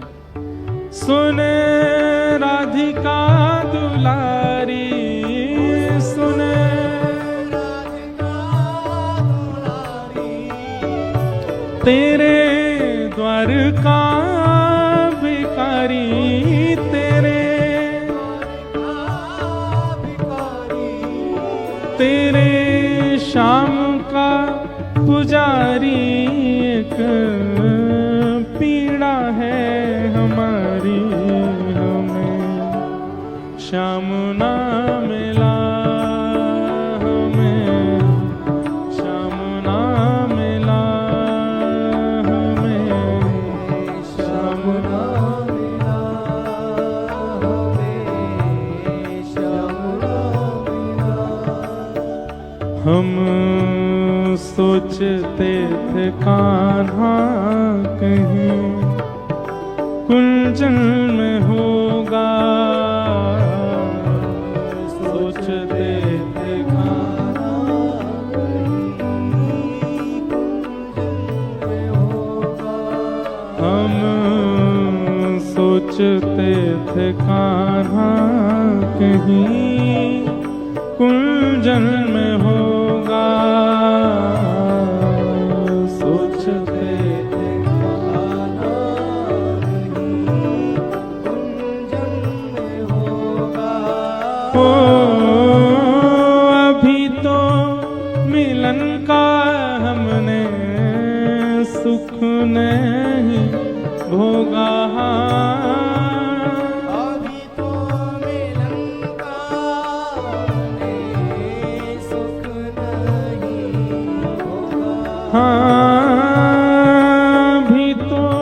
मिलन का हमने सुख नहीं भोगा,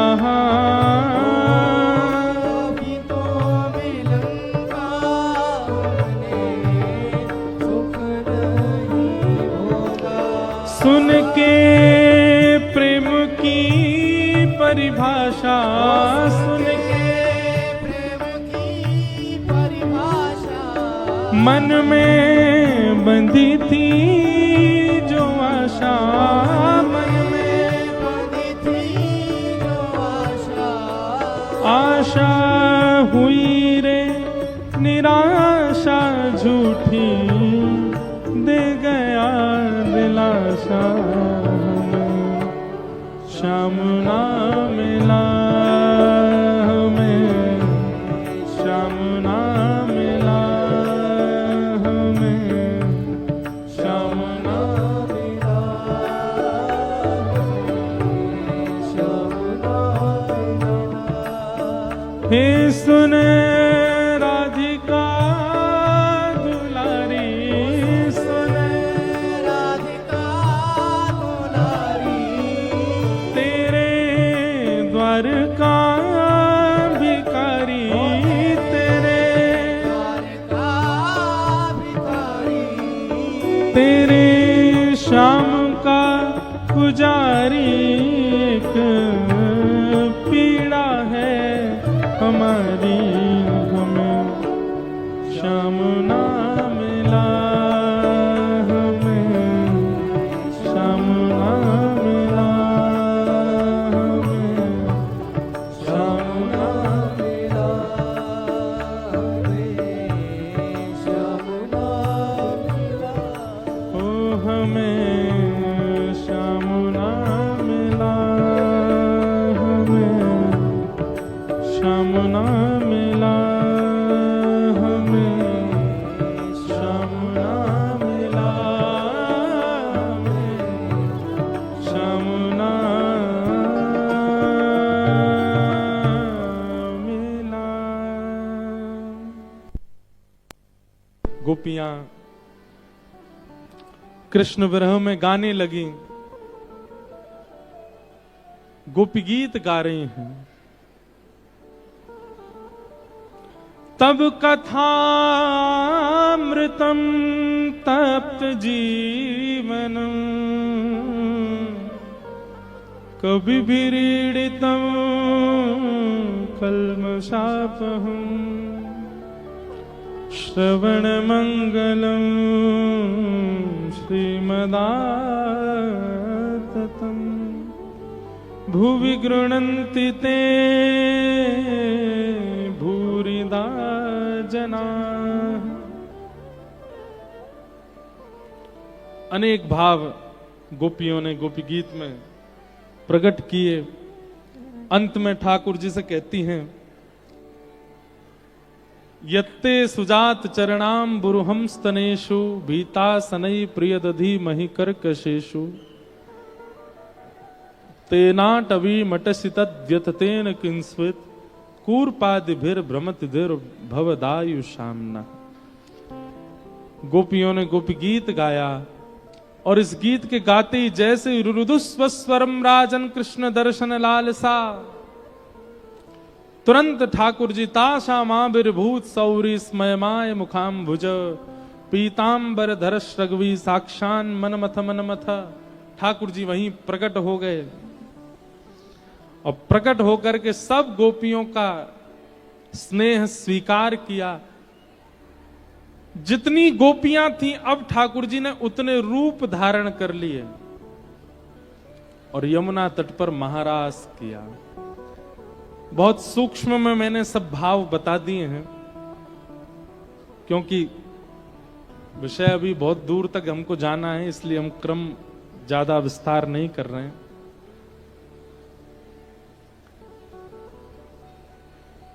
रस से रास तक की पूरी भूमिका रास पंच अध्याय, और इन पंच अध्यायों में जो जो गोपियों के साथ लीला हो रही है वो लीला एक प्रेमी भक्त के साथ हो तो ही वो रास तक पहुंचेगा। अब इनमें क्या पूरा रास देखोगे ना आप, संयोग वियोग संयोग वियोग संयोग वियोग। सबसे पहले कहां से प्रारंभ हुआ? वियोग। आज शरद पूर्णिमा है, ठाकुर जी मिलेंगे, तभी वेणु का रव सुनाई दिया, संयोग। वेणु का रव होते ही और संयोग हो गया, ठाकुर जी के समीप पहुंच गए। लेकिन तुरंत ठाकुर जी क्या करने लगे, पतिव्रता नारी का धर्म समझा करके वापस लौटाने लगे, वियोग। फिर गोपियों ने प्रणय गीत गाया, वह अति वियोग। फिर उसके बाद क्या हुआ, ठाकुर जी मिल गए, रास करने लगे, संयोग। पर संयोग के बाद फिर मान आया, फिर वियोग, और फिर वियोग के बाद गोपी गीत गाया, अति वियोग, और अति वियोग के बाद आया फिर संयोग। तो संयोग वियोग, संयोग वियोग, संयोग वियोग, ये चलता रहेगा। तभी आप समझो कि आप प्रेमी भक्त हो। आप केवल भक्त हो तो आपके जीवन में केवल संयोग रहेगा, वियोग नहीं आएगा। लेकिन आप अगर प्रेमी भक्त हो तो वियोग तो आएगा, और बार बार आएगा। जैसे प्यासे को एक एक बूंद पानी पिलाया जा रहा हो, ऐसा है प्रेम भक्ति का मार्ग, एक एक बूंद। पर वह एक बूंद भी ब्रह्मा के सुख को फीका कर देती है, इतना सुख है। इसलिए प्रेम भाव में प्रवेश या तो मिलेगा नहीं, मिल गया तो निकल नहीं पाओगे। अब ठाकुर जी ने अति संयोग दिया, जितनी गोपियां उतने कृष्ण बन गए। और पहले तो रास हुआ था, एक कृष्ण असंख्य गोपियां रास, लेकिन जितनी गोपी उतने कृष्ण, ये है महारास। अब ठाकुर जी महारास करने लगे।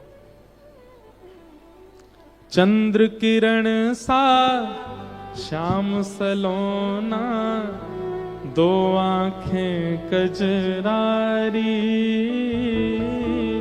चंद्र किरण सा श्याम सलोना, दो आंखें कजरारी। ठुमक ठुमक नाचे गोपियन के संग, जग का पालन हारी। ठुमक ठुमक नाचे गोपियन के संग, जग का देखो, पालनहारी। जैसे ही आप मान रहित होते हो, ठाकुर जी कैसे हो जाते हैं? जैसे ही भक्त मान रहित होता है, ठाकुर जी ऐसे हो जाते हैं। कैसे? ठुमक ठुमक नाचे गोपियन के संग, जग का पालन हारी। ठुमक ठुमक नाचे गोपियन के संग, जग का पालनहारी। रास बिहारी संग राधा सुकुमारी। रास बिहारी, रास बिहारी संग राधा सुकुमारी। रास बिहारी संग राधा सुकुमारी। हाँ ब्रज में विराज रे, श्याम संग राधा नाचे रे।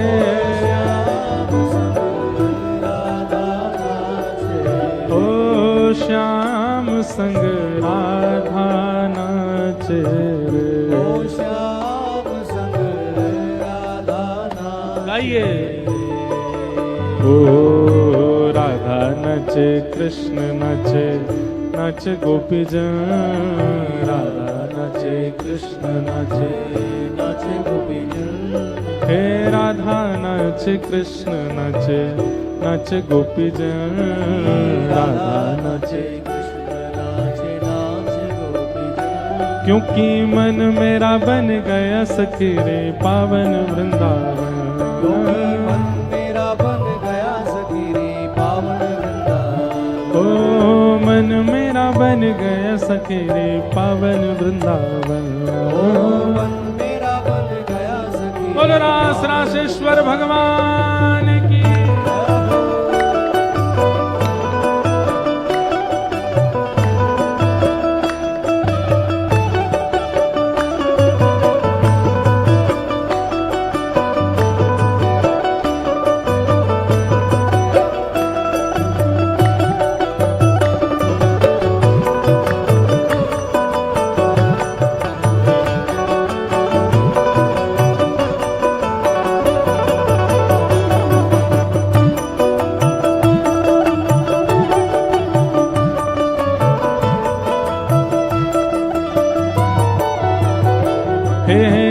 वंशी वट पे यमुना तट पे कान्हा रास रचावे,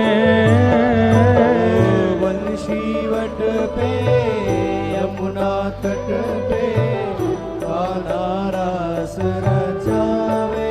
ओ गोपी बन के शंकर आए, गोपेश्वर कहलाए। गोपी बन के शंकर आए, गोपेश्वर कहलाए। बोल गोपेश्वर महादेव की। आहा गोपी बन के शंकर आए, गोपेश्वर कहलाए। गोपी बन के शंकर आए, गोपेश्वर कहलाए। ओ डम डम डमरू बाजे कान्हा की मुरली पे, डम डम डम डम डमरू बाजे कान्हा की मुरली पे, डम डम। ओ जग सारा नाचे रे, श्याम संग राधा नाचे रे। ओ श्याम संग राधा नाचे रे।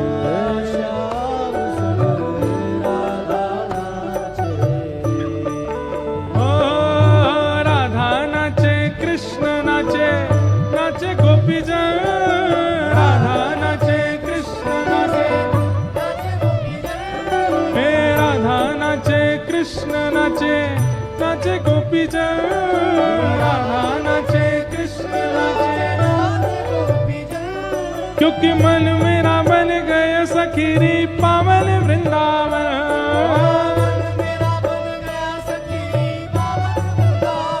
क्योंकि मन मेरा बन गया सखीरी पावन वृंदावन।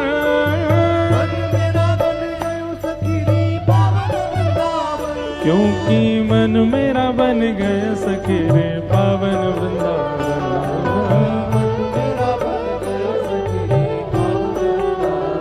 ओ मन मेरा बन गया सखी रे पावन वृंदावन।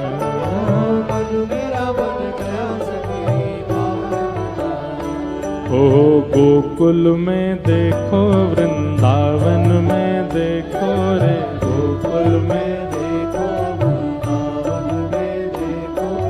गोकुल में देखो, वृंदावन में देखो रे, गोकुल में देखो। हे गोकुल में देखो, वृंदावन में देखो,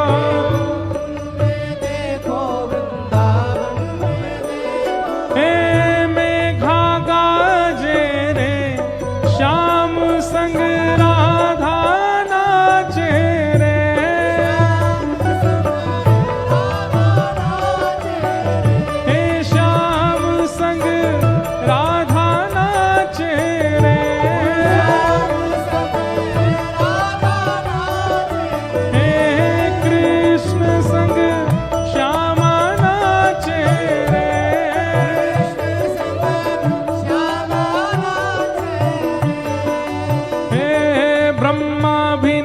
शंकर नाचे नाचे देवगण,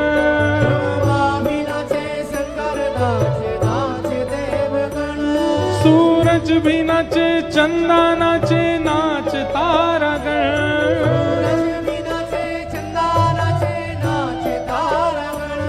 क्योंकि मन मेरा बन गया सखीरी पावन वृंदावन, मन मेरा बन गया सखीरी पावन वृंदावन।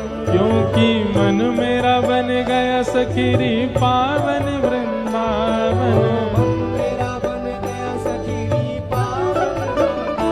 हे राधा नाचे कृष्ण नाचे नाचे गोपी जय, राधा नाचे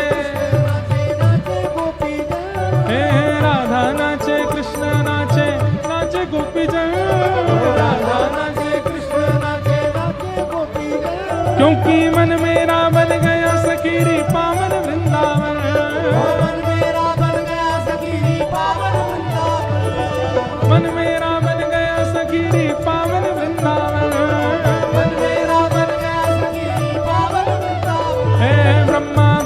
नाचे शंकर नाचे नाचे देवगण,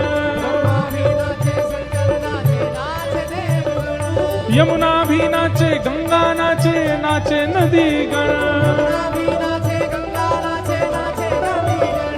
यहाँ ऋषि भी नाचे मुनि भी नाचे नाचे संत जन, क्योंकि मन मेरा बन गया सकीरी पावन वृंदावन, क्योंकि मन मेरा बन गया सकीरी पावन वृंदावन, क्यों मन मेरा बन गया सकीरी पावन वृंदावन, हे वृंदावन मेरो वृंदावन, हे श्री वृंदावन प्यारो वृंदावन, हे श्री वृंदावन प्यारो वृंदावन, हे वृंदावन मेरो वृंदावन, हे श्री वृंदावन प्यारो वृंदावन, हे श्री वृंदावन मेरो वृंदावन, हे श्री वृंदावन प्यारो वृंदावन, श्री वृंदावन मेरो वृंदावन। बोल रास रासेश्वर भगवान की जय जय श्री राम, जय जय श्री राम, जय जय श्री राम।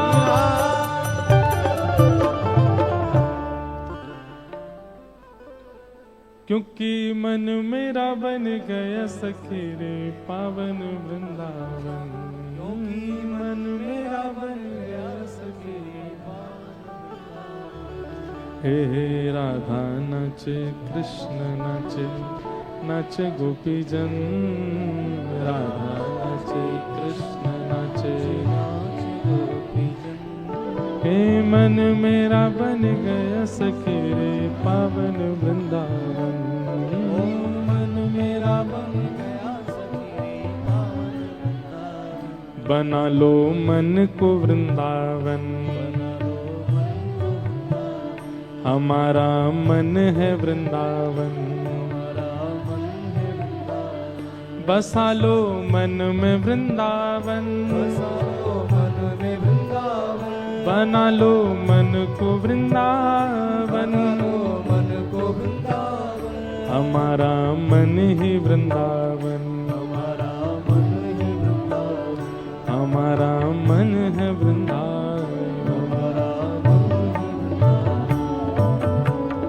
मन वृंदावन बने, तन तो बहुत जाता है वृंदावन, पर रास का अनुभव तब हो जब मन में वृंदावन हो।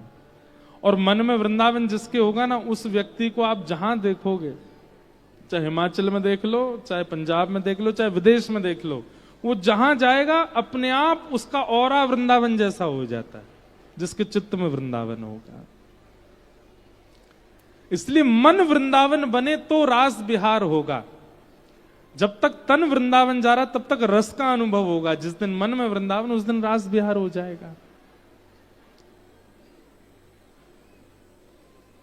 रास विहार की कथा सुनाई गई। अब हम क्रमशः, आप सब लोग बस सुन लीजिए, अब कथा क्रम पूरा कर देते हैं। भगवान ने आगे युगल गीत आता है। युगल गीत में भी बहुत सुंदर सुंदर ठाकुर जी के रूपों का वर्णन किया गया है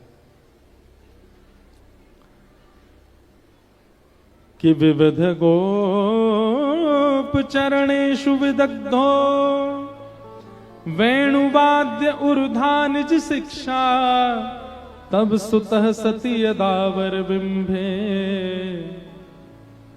दत्त वेणुरनयत स्वर जाति। गोपियां मैया से जाके यूं कह रही हैं, एरी मैया एक बात बताओ। बोले कहा तुम्हारे लालाते तो हम कछु ना कह सकें, पर तुम्हारे लालाए जाने भी वंशी बजानो सिखाओ, बा को पतो बताओ हमें। मैया बोली क्यों, कहा करोगे? बोले बाकी जाके अच्छे से खैर करेंगी, ऐसी बंसी बजानी सिखाती है जा बैरणी बंसी ने हमारो सब कछु बंटा धार कर रखो है। ना सोन दे, ना खान दे, ना बैठन दे, कछु ना करन दे। हम देख के तो आमे तुम्हारे लाला ने को बंसी कौन ने सिखाई? तब यशोदा मैया कह रही हैं वेणु वाद्य उर्धा निज शिक्षा। ठाकुर जी ने बंसी बजाना किसी से नहीं सीखा, अपने आप सीखा। हमारे ब्रज में एक कथा सुनाते हैं। एक बार ठाकुर जी के पास गैया गई शिकायत लेके। कैसे? ठाकुर जी से बोली जय जय। ठाकुर जी बोले हम बोले मोह कोई तो भय ना लगे, लेकिन ये एक बांस को डंडा मुंह को बहुत भयभीत कर दे। मुंह को कोई तो भय ना लगे, लेकिन यह बांस के कारण मुंह को भय लगे। आप या बांस ते ऐसो कछु करो कि मुंह को यासो भय नहीं लगे। तो गैया के कारण ठाकुर जी बोले अच्छा, जब बांस ने मेरी गैया को डरायो। सोई ठाकुर जी ने जैसे ही एक हाथ से बांस को वह रूप पकड़ो, दूसरे हाथ से पकड़ो, जैसे ही पकड़ करके महाराज वाकी खैर लेने लगे। इतने में ही जहां जहां ठाकुर जी ने स्पर्श किया वहीं वहीं छिद्र प्रकट है गए। और छिद्र प्रकट होती जैसी अधर पर धारण कियो। ठाकुर जी के तो मन में इच्छा प्रकट हो जाए, अपने आप योजनाएं बन जाती हैं। जैसे ही अधर पर धारण कियो एक छिद्र वहां प्रकट भयो। और वही बांस से ठाकुर जी ने जब प्राण पिरो करके, अपनी वायु पिरो करके जैसी ध्वनि निकालना प्रारंभ कियो, पूंछ उठा करके गैया दौड़ी दौड़ी गैया ठाकुर जी के पास आई और बोली श्याम सुंदर बस ये धुन निकालते रहो, बहुत सुख मिल रहा है। ठाकुर जी बोले देख ले, जाते तो बहुत भय लगता, वही तो प्रेम करा दियो अब मैंने। अब याते तो भय ना लगेगा, अब यही से तो को प्रेम लगेगा। अपने निज जनों को जिससे भय लगता है ठाकुर जी वही को वाको प्रेमी बना दें। तो वंशी का एक प्रकार से हमारे ब्रज साहित्य की माने तो निर्माण भी ठाकुर जी ने ही किया है। और जाको निर्माण स्वयं ठाकुर जी ने किया तो बजानो भी स्वयं ही जाने। तो वेणु निज शिक्षा, बहुत सुंदर प्रसंग है युगल गीत का। इसमें दो दो श्लोकों में भाव हैं, इसलिए इसको युगल गीत कहा गया है। गोपियां एक श्लोक में प्रश्न करती हैं, फिर दूसरे श्लोक में उत्तर दे देती हैं, इसलिए इसको युगल गीत कहा। आगे कंस के द्वारा धनुर्यज्ञ किया गया। अक्रूर जी महाराज से कहा कि आप वृंदावन जाओ और कृष्ण बलराम को लेकर के आओ। नारद जी ने पढ़ा लिखा दिया था। अक्रूर जी महाराज वृंदावन गए और वृंदावन जाकर के नंद यशोदा को बताया कि महाराज कंस धनुर्यज्ञ कर रहे हैं और उस धनुर्यज्ञ में आपके बालकों को उपहार देना चाहते हैं, इसलिए इनको मथुरा भेजो।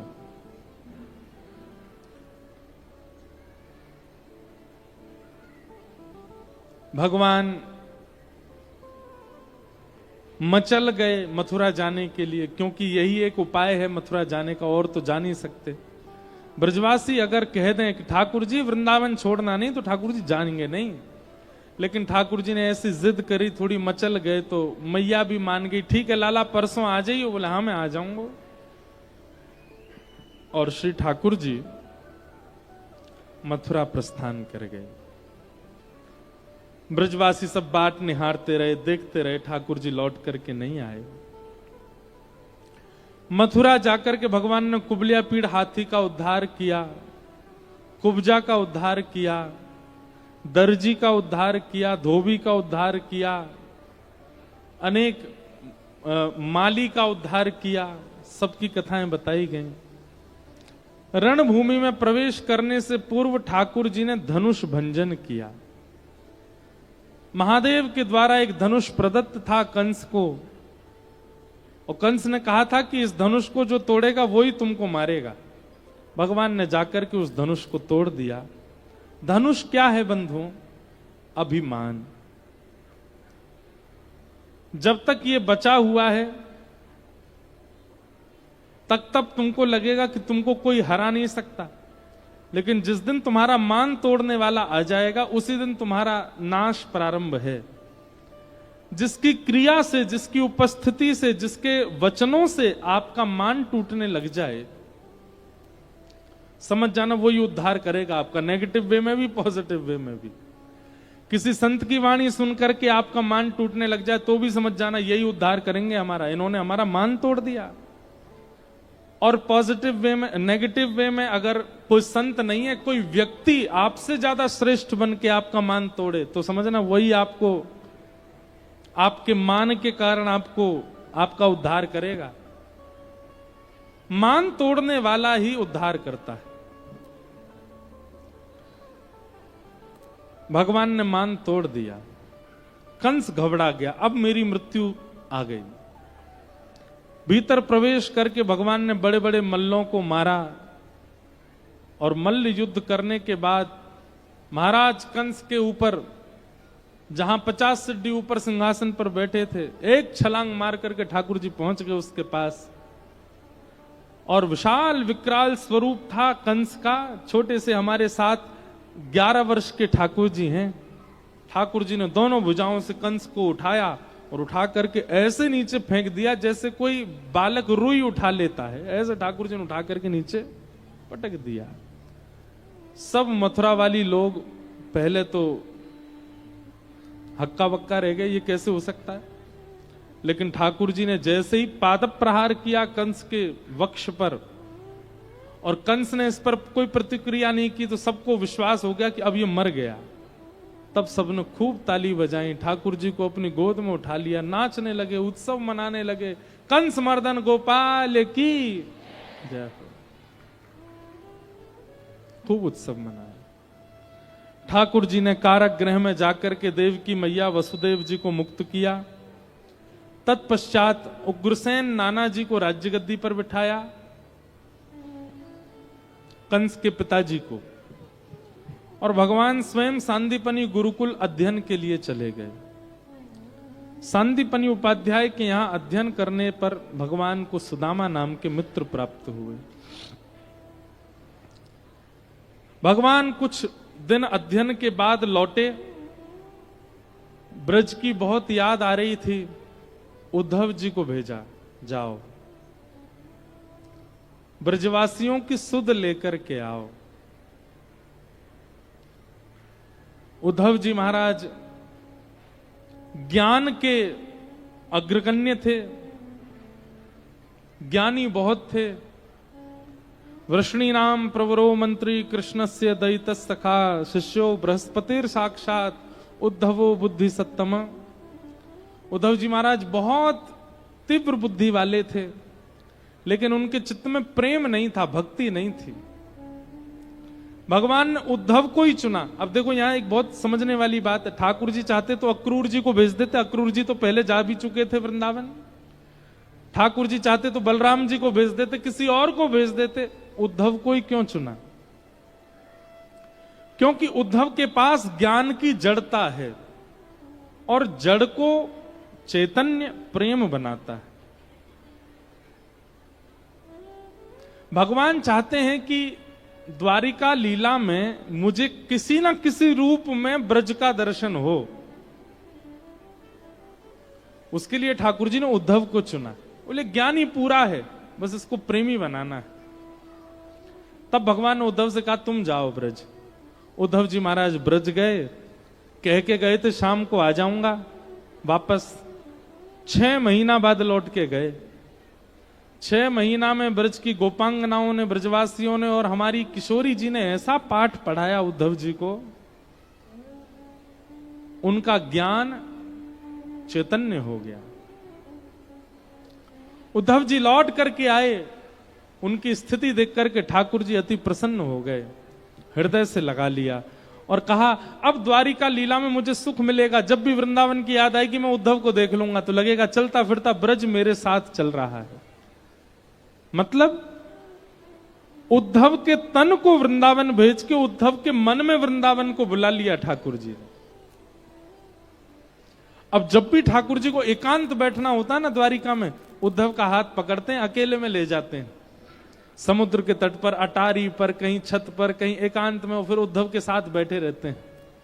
क्यों? उद्धव कोई और चर्चा नहीं करता, केवल प्रेम की चर्चा करता है, केवल भाव की चर्चा करता है, वृंदावन की चर्चा करता है। कितना प्रेम है वृंदावन जिनके चित्त में हो, उनसे ठाकुर जी को। पूरा दिन ठाकुर जी सबको देते हैं, लेकिन अपना एकांत ठाकुर जी उद्धव को देते हैं। हमसे अगर पूछा जाए तो ठाकुर जी के सखाओं में सर्वश्रेष्ठ कौन है, तो उद्धव बहुत श्रेष्ठ है। क्यों? अर्जुन नहीं है? अर्जुन ठाकुर जी का विद्यार्थी है, उद्धव हमारी श्यामाजू का विद्यार्थी है, किशोरी जी का विद्यार्थी है। अर्जुन के ज्ञान में निपुणता दिखती है। अर्जनात अर्जुन, जो अर्जन करना जानता है उसको अर्जुन कहते हैं।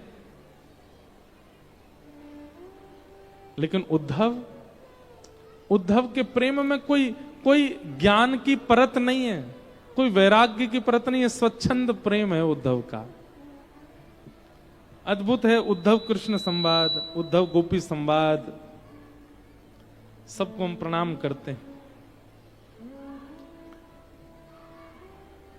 जरासंध ने मथुरा पर चढ़ाई कर दी, भगवान ने 17 बार हरा दिया। 18वीं बार ब्राह्मणों की अनुष्ठान करवा करके आया।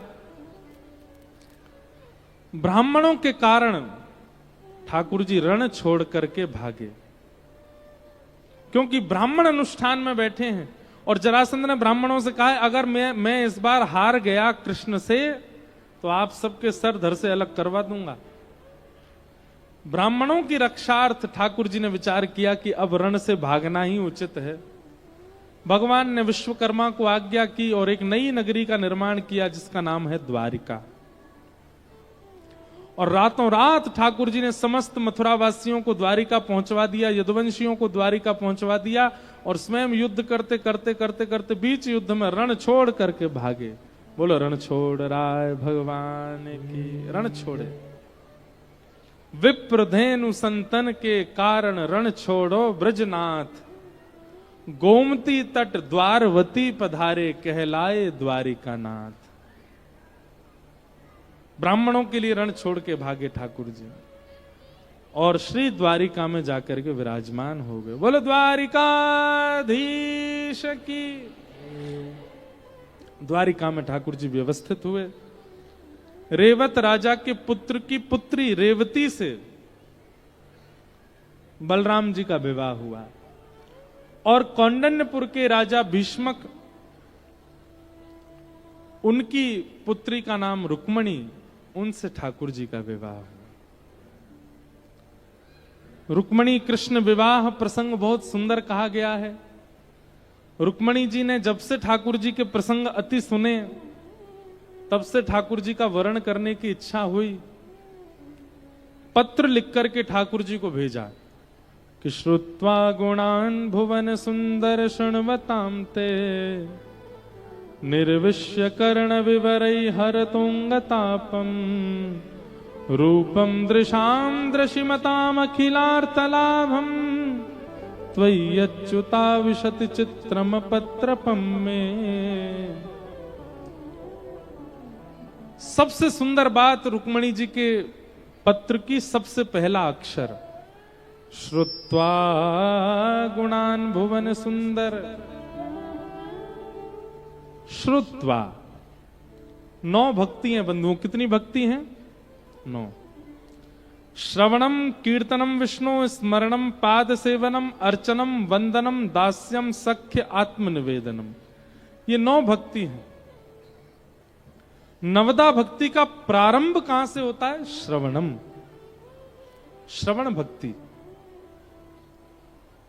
ठाकुर जी को प्राप्त करने के लिए 9 सीढ़ियां चढ़नी पड़ेंगी, उसमें सबसे पहली सीढ़ी है श्रवण। अगर आपकी श्रवण में रुचि नहीं है, कैसी रुचि होनी चाहिए पता है? श्रवण में बहुत तेज नींद आ रही है, बहुत तेज भूख लग रही है, किसी कार्य के प्रति आप अत्यंत तीव्रता से जा रहे हो, और अचानक कोई आकर के कह दे, अरे भाई वहां प्रवचन चल रहे हैं, महाराज जी आए हैं, इंद्रेश जी आए हैं, वो आए हैं, चलो सुनने चल रहे हैं। तुरंत आप बोलो भोजन बाद में, पहले सुन लें। ऐसी रुचि जब श्रवण के प्रति बढ़ती है तो 8 भक्ति जो और हैं वो करनी नहीं पड़ती, अपने आप आ जाती। श्रवण भक्ति बीजारोपण है, और बीजारोपण यदि अच्छा हो गया तो वृक्ष सुंदर निकलेगा, फलित होगा, पुष्पित होगा, घना होगा।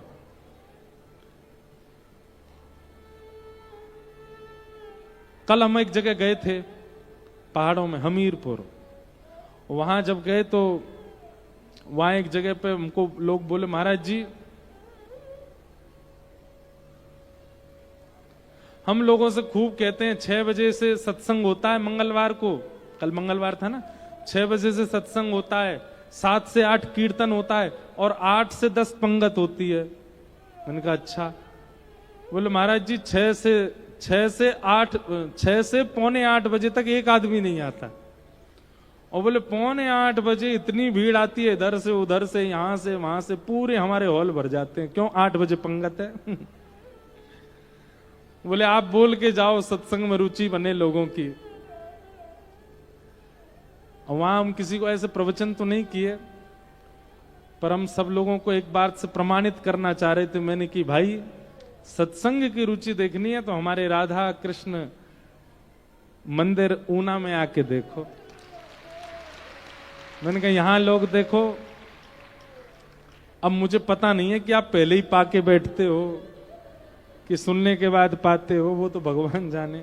लेकिन हाँ एक बात तो प्रमाणित है, पाके बैठोगे तो झपकी तो आएगी थोड़ी बहुत। झपकते भी नहीं है तो इसका मतलब पाके बैठते हो लेकिन कम पाते हो, हैं जगह छोड़ते हो। कथा भी पानी है ना, लेकिन आप सब लोग तत्पर होके बैठते हो। तो हमने कहा भाई लोगों को बताओ, देखो वहां कैसे कथा सुनते हैं लोग। एक भले बीच में कुछ लोग उठते हैं, उठ के जाते हैं, लांगते फलांगते हुए चले जाते हैं। अब किसकी क्या मजबूरी हमको क्या पता, पर रुचि तो है कथा के प्रति ऊना वालों में। इसलिए ऊना वाले श्रेष्ठ हैं, धन्य हैं। हमारे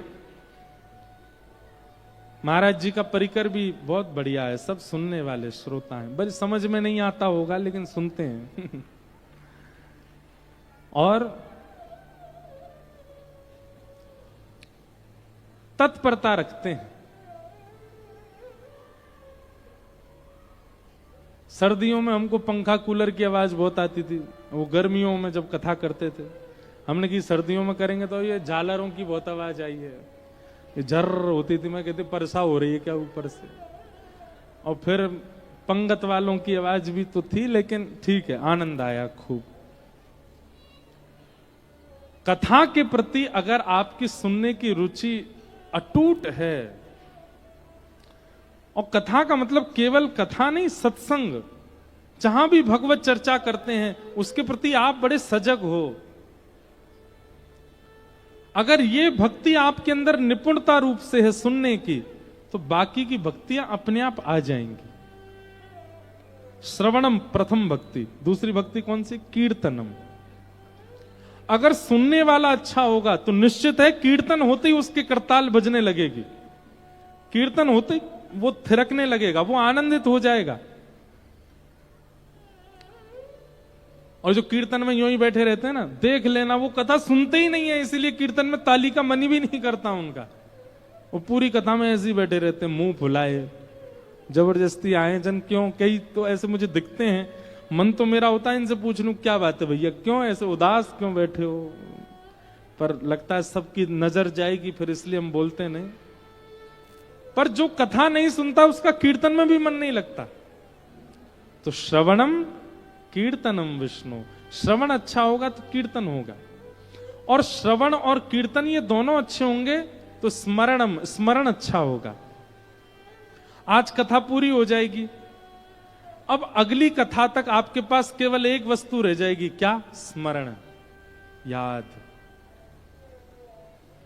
कथा की याद आएगी, यहां कही गई बातों की याद आएगी, यहां पर जो बह रही हवा है इसकी याद आएगी, लोगों की चर्चा, लोगों के विषय याद आएंगे, महाराज जी का आना याद आएगा, हमारा जाना याद है, सब कुछ याद आएगा। ये स्मृति याद आएगी। जिसने सुना होगा जिसने कीर्तन किया होगा उसी में ही स्मरण भक्ति आएगी, नहीं तो स्मरण भक्ति नहीं आ सकती। तुम्हारी याद आती है, बताओ क्या करें मोहन। सुबह और शाम आती है, रात भर ये जगाती है। तुम्हारी याद आती है, बताओ क्या करें मोहन। याद आना भी एक भक्ति है, सबको याद नहीं आती। याद आती है वृंदावन की, बिहारी जी की, ठाकुर जी की, किशोरी जी की, यमुना जी की, रज की।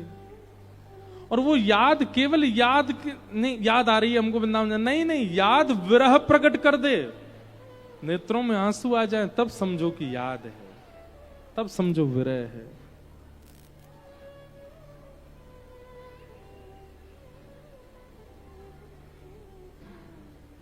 कैसी विरह वेदना हो, कैसी याद हो। एक बहुत सुंदर भाव है, मैं छोटा सा था तब से गाता हूं। तेरे बगैर संवरिया जिया नहीं जाए, तुम आके बाह पकड़ लो तो कोई बात बने। तेरे बगैर संवरिया जिया नहीं जाए, तुम आके बाह पकड़ लो तो कोई बात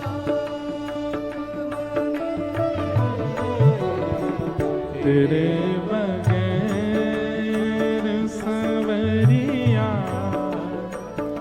जिया नहीं जाए, तुम आके बाह पकड़ लो तो कोई बात बने।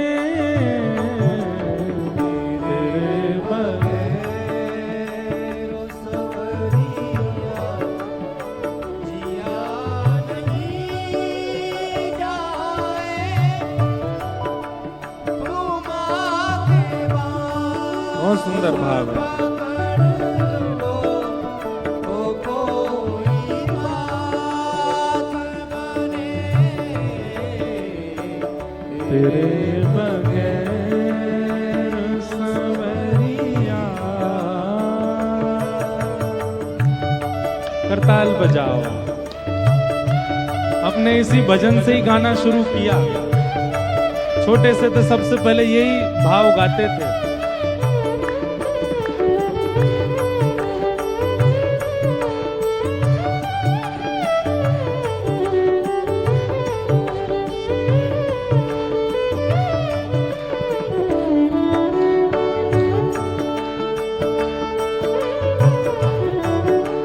विरह ऐसा हो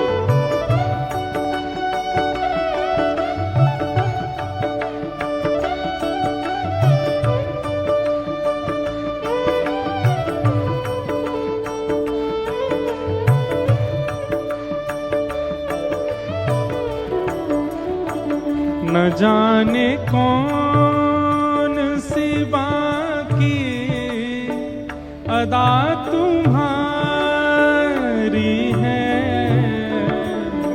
न जाने कौन सी बाकी अदा गाओ। तुम्हारी है,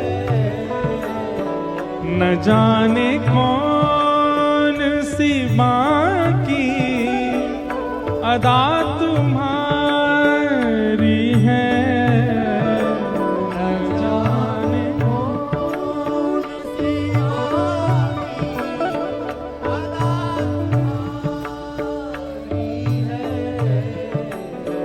हजारों लाखों मिटे हैं, हजारों लाखों मिटे हैं, ये ऐसी प्यारी है, कभी हमें भी मिटाओ तो कोई बात बने,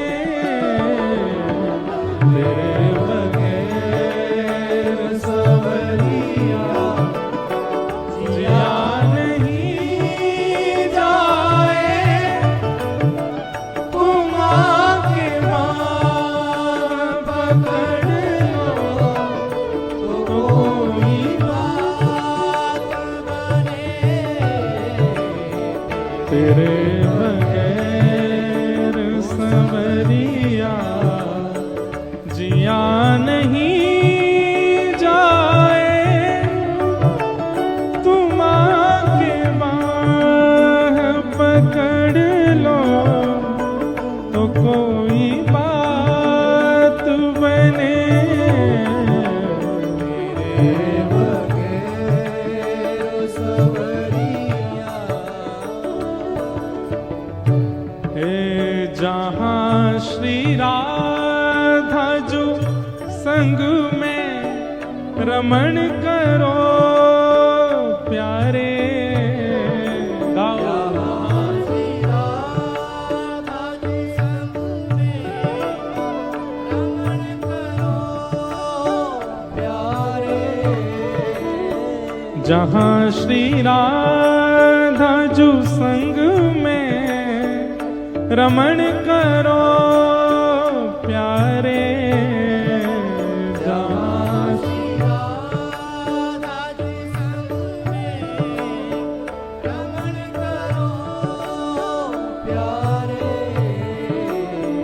वो जमुना जी का किनारा, वो जमुना जी का किनारा, वो जमुना जी का किनारा, वो जमुना जी का किनारा, वो कुंड। राधे राधे गोविंद गोविंद राधे राधे राधे राधे राधे गोविंद गोविंद राधे राधे गोविंद गोविंद, जय गोविंद राधे गोपाल राधे,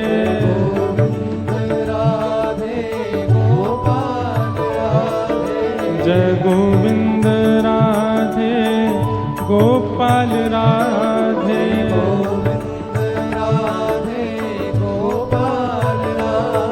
जय गोविंद राधे गोपाल राधे,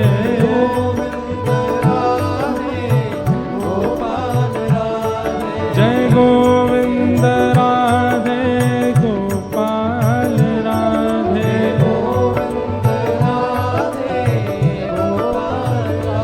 जय जय राधे राधे गोविंद गोविंद राधे राधे राधे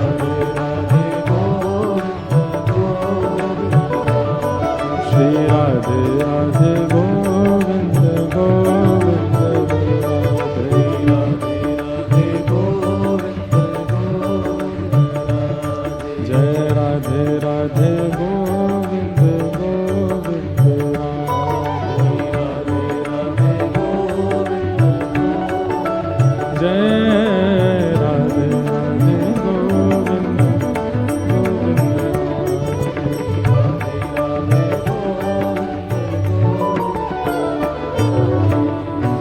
स्मरणम। स्मरण कब? जब श्रवण और कीर्तन विशेष हुआ होगा तभी स्मरण बनेगा। बहुत सुंदर भाव है। हमने बहुत शायद 1 साल बाद अब गाया, और 1 साल पहले तो कम से कम 10 साल बाद गाया था।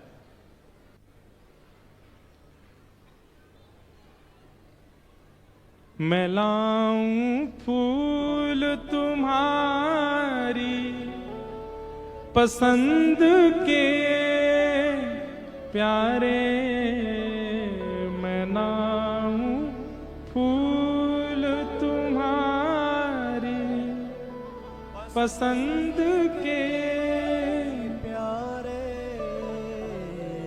बनाऊं फूल के बंगले, विराजो तुम प्यारे, ये सेवा मुझको दिलाओ तो कोई बात बने,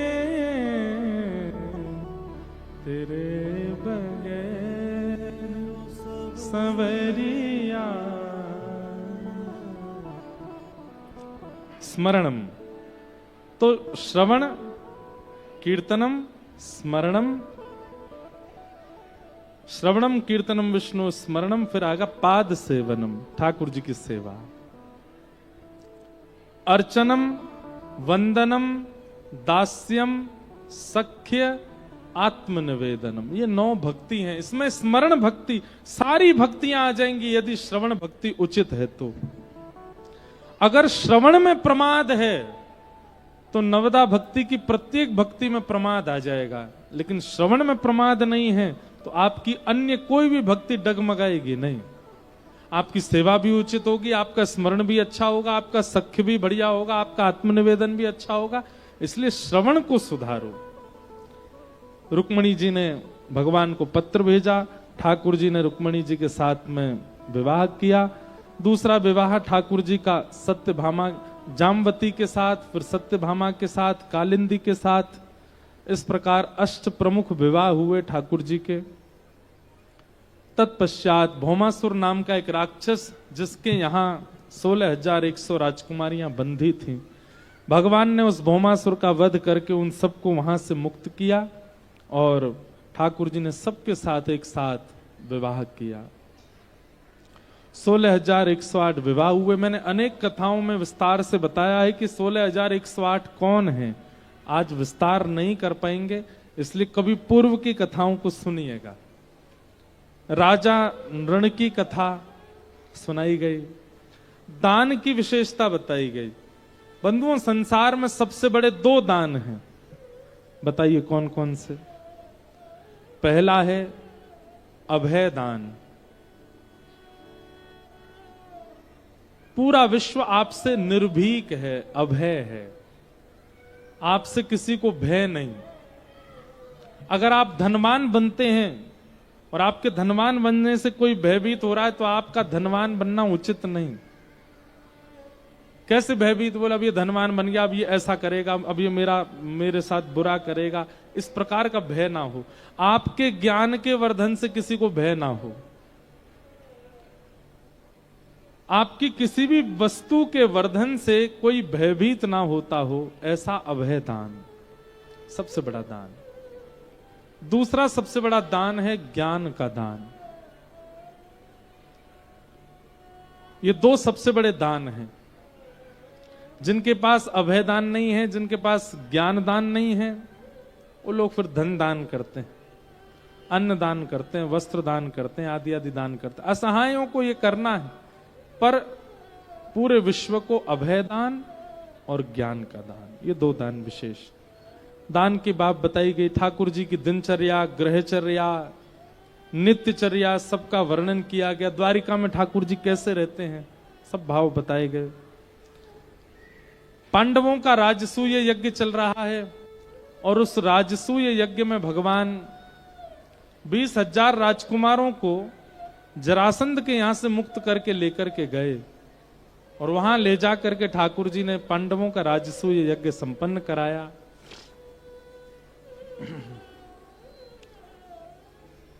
सूर्य ग्रहण काल में ब्रज द्वारिका मिलन महोत्सव हुआ कुरुक्षेत्र में, आपसे थोड़ी दूरी पर।